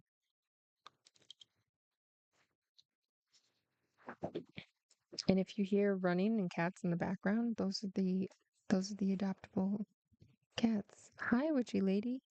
You arrived just in time. We're about to start a story that we're reading over gameplay. This is called The Goose Girl, Grimm's fairy tale.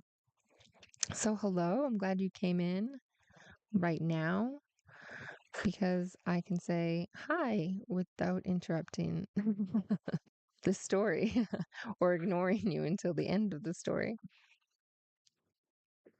I was just telling people if they hear cats running in the background. That's my K-pop bundle, being kittens, and they're available for adoption. Okay, let us start. The mic for the YouTube is turned on too. Okay, Grimm's Fairy Tales. The Goose Girl.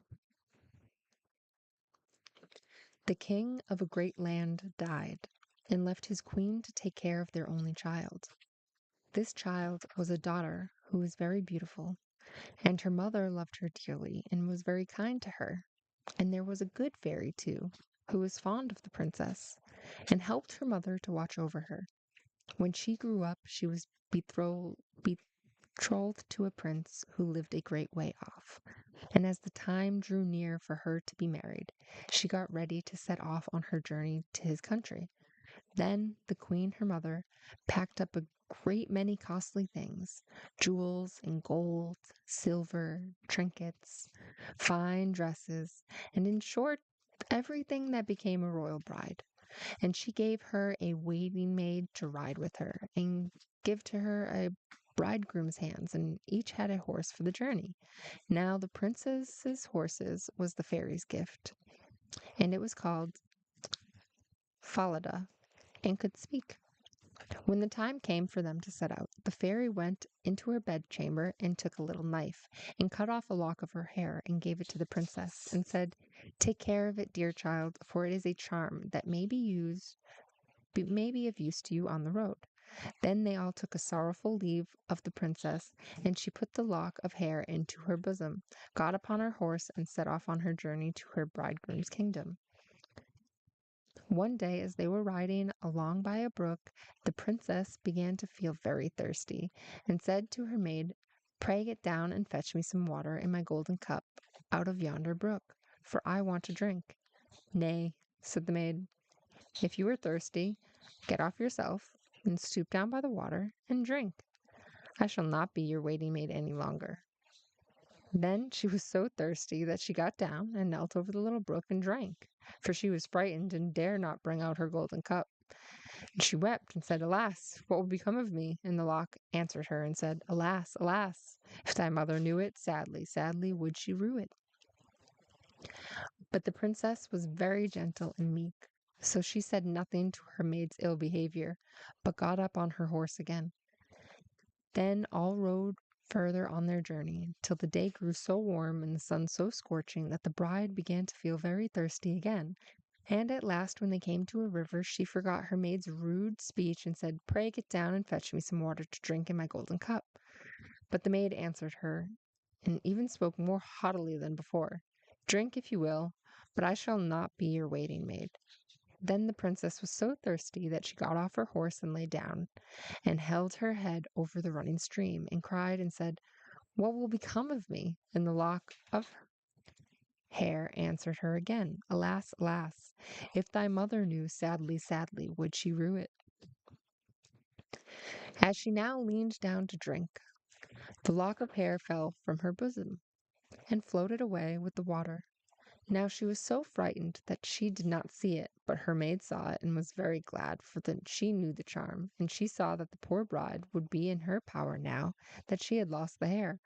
So when the bride had done drinking, and would have gone upon Falada again, the maid said, "I shall ride upon Falada, and you may have my horse instead." So she was forced to give up her horse, and soon afterwards take off her royal clothes and put on her maid's shabby ones. At last, as they drew near the end of the journey, this treacherous servant threatened to kill her mistress if she ever told anyone what had happened. But Falada saw it all and marked it well. Then the waiting maid got upon Falada, and the real bride rode upon the other horse, and they went on in this way until at last they came upon the royal court. There was great joy at their coming, and the prince flew to meet them and lifted the maid from her horse, thinking she was the one who was to be his wife. And she was led upstairs to the royal chamber, but the true princess was told to stay in the court below. Now the old king happened just then to have nothing else to do, so he amused himself by sitting at his kitchen window, looking at what was going on, and he saw her in the courtyard. As she looked very pretty and too delicate for a waiting maid, he went up into the royal chamber to ask the bride who it was she had brought with her. That was thus left standing in the court below. I brought her with me for the sake of her company on the road, said she. Pray give the girl some work to do, that she may not be idle. The old king could not for some time think of any work for her to do, but at last he said, I have a lad who takes care of my geese. She may go help him. Now the name of this lad the real bride was to help in watching the king's geese was Curdken. But the false bride said to the prince, Dear husband, pray do me one piece of kindness. That I will, said the prince. Then tell one of your slaughterers to cut off the head of the horse I rode upon, for it was very unruly and plagued me sadly on the road. But the truth was she was very much afraid lest Falada should some day or other speak and tell all she had done to the princess. She carried her point, and the faithful Falada was killed. But when the true princess heard of it, she wept and begged the man to nail upon Falada's head against a large dark gate of the city, through which she had to pass every morning and evening, that there she might still see him sometimes. Then the slaughterer said he would do as she wished, and cut off the head and nailed it upon the gate. Early the next morning, as she and Curdken went out through the gate, she said sorrowfully, Falada, Falada, there thou hangest. And the head answered, Bride, bride, there thou gangest. Alas, alas, if thy mother knew, sadly, sadly would she rue it. What? Then they went out of the city and drove the geese on. And when she came to the meadow, she sat down upon a bank there and let down her waving locks of hair, which were all of pure silver.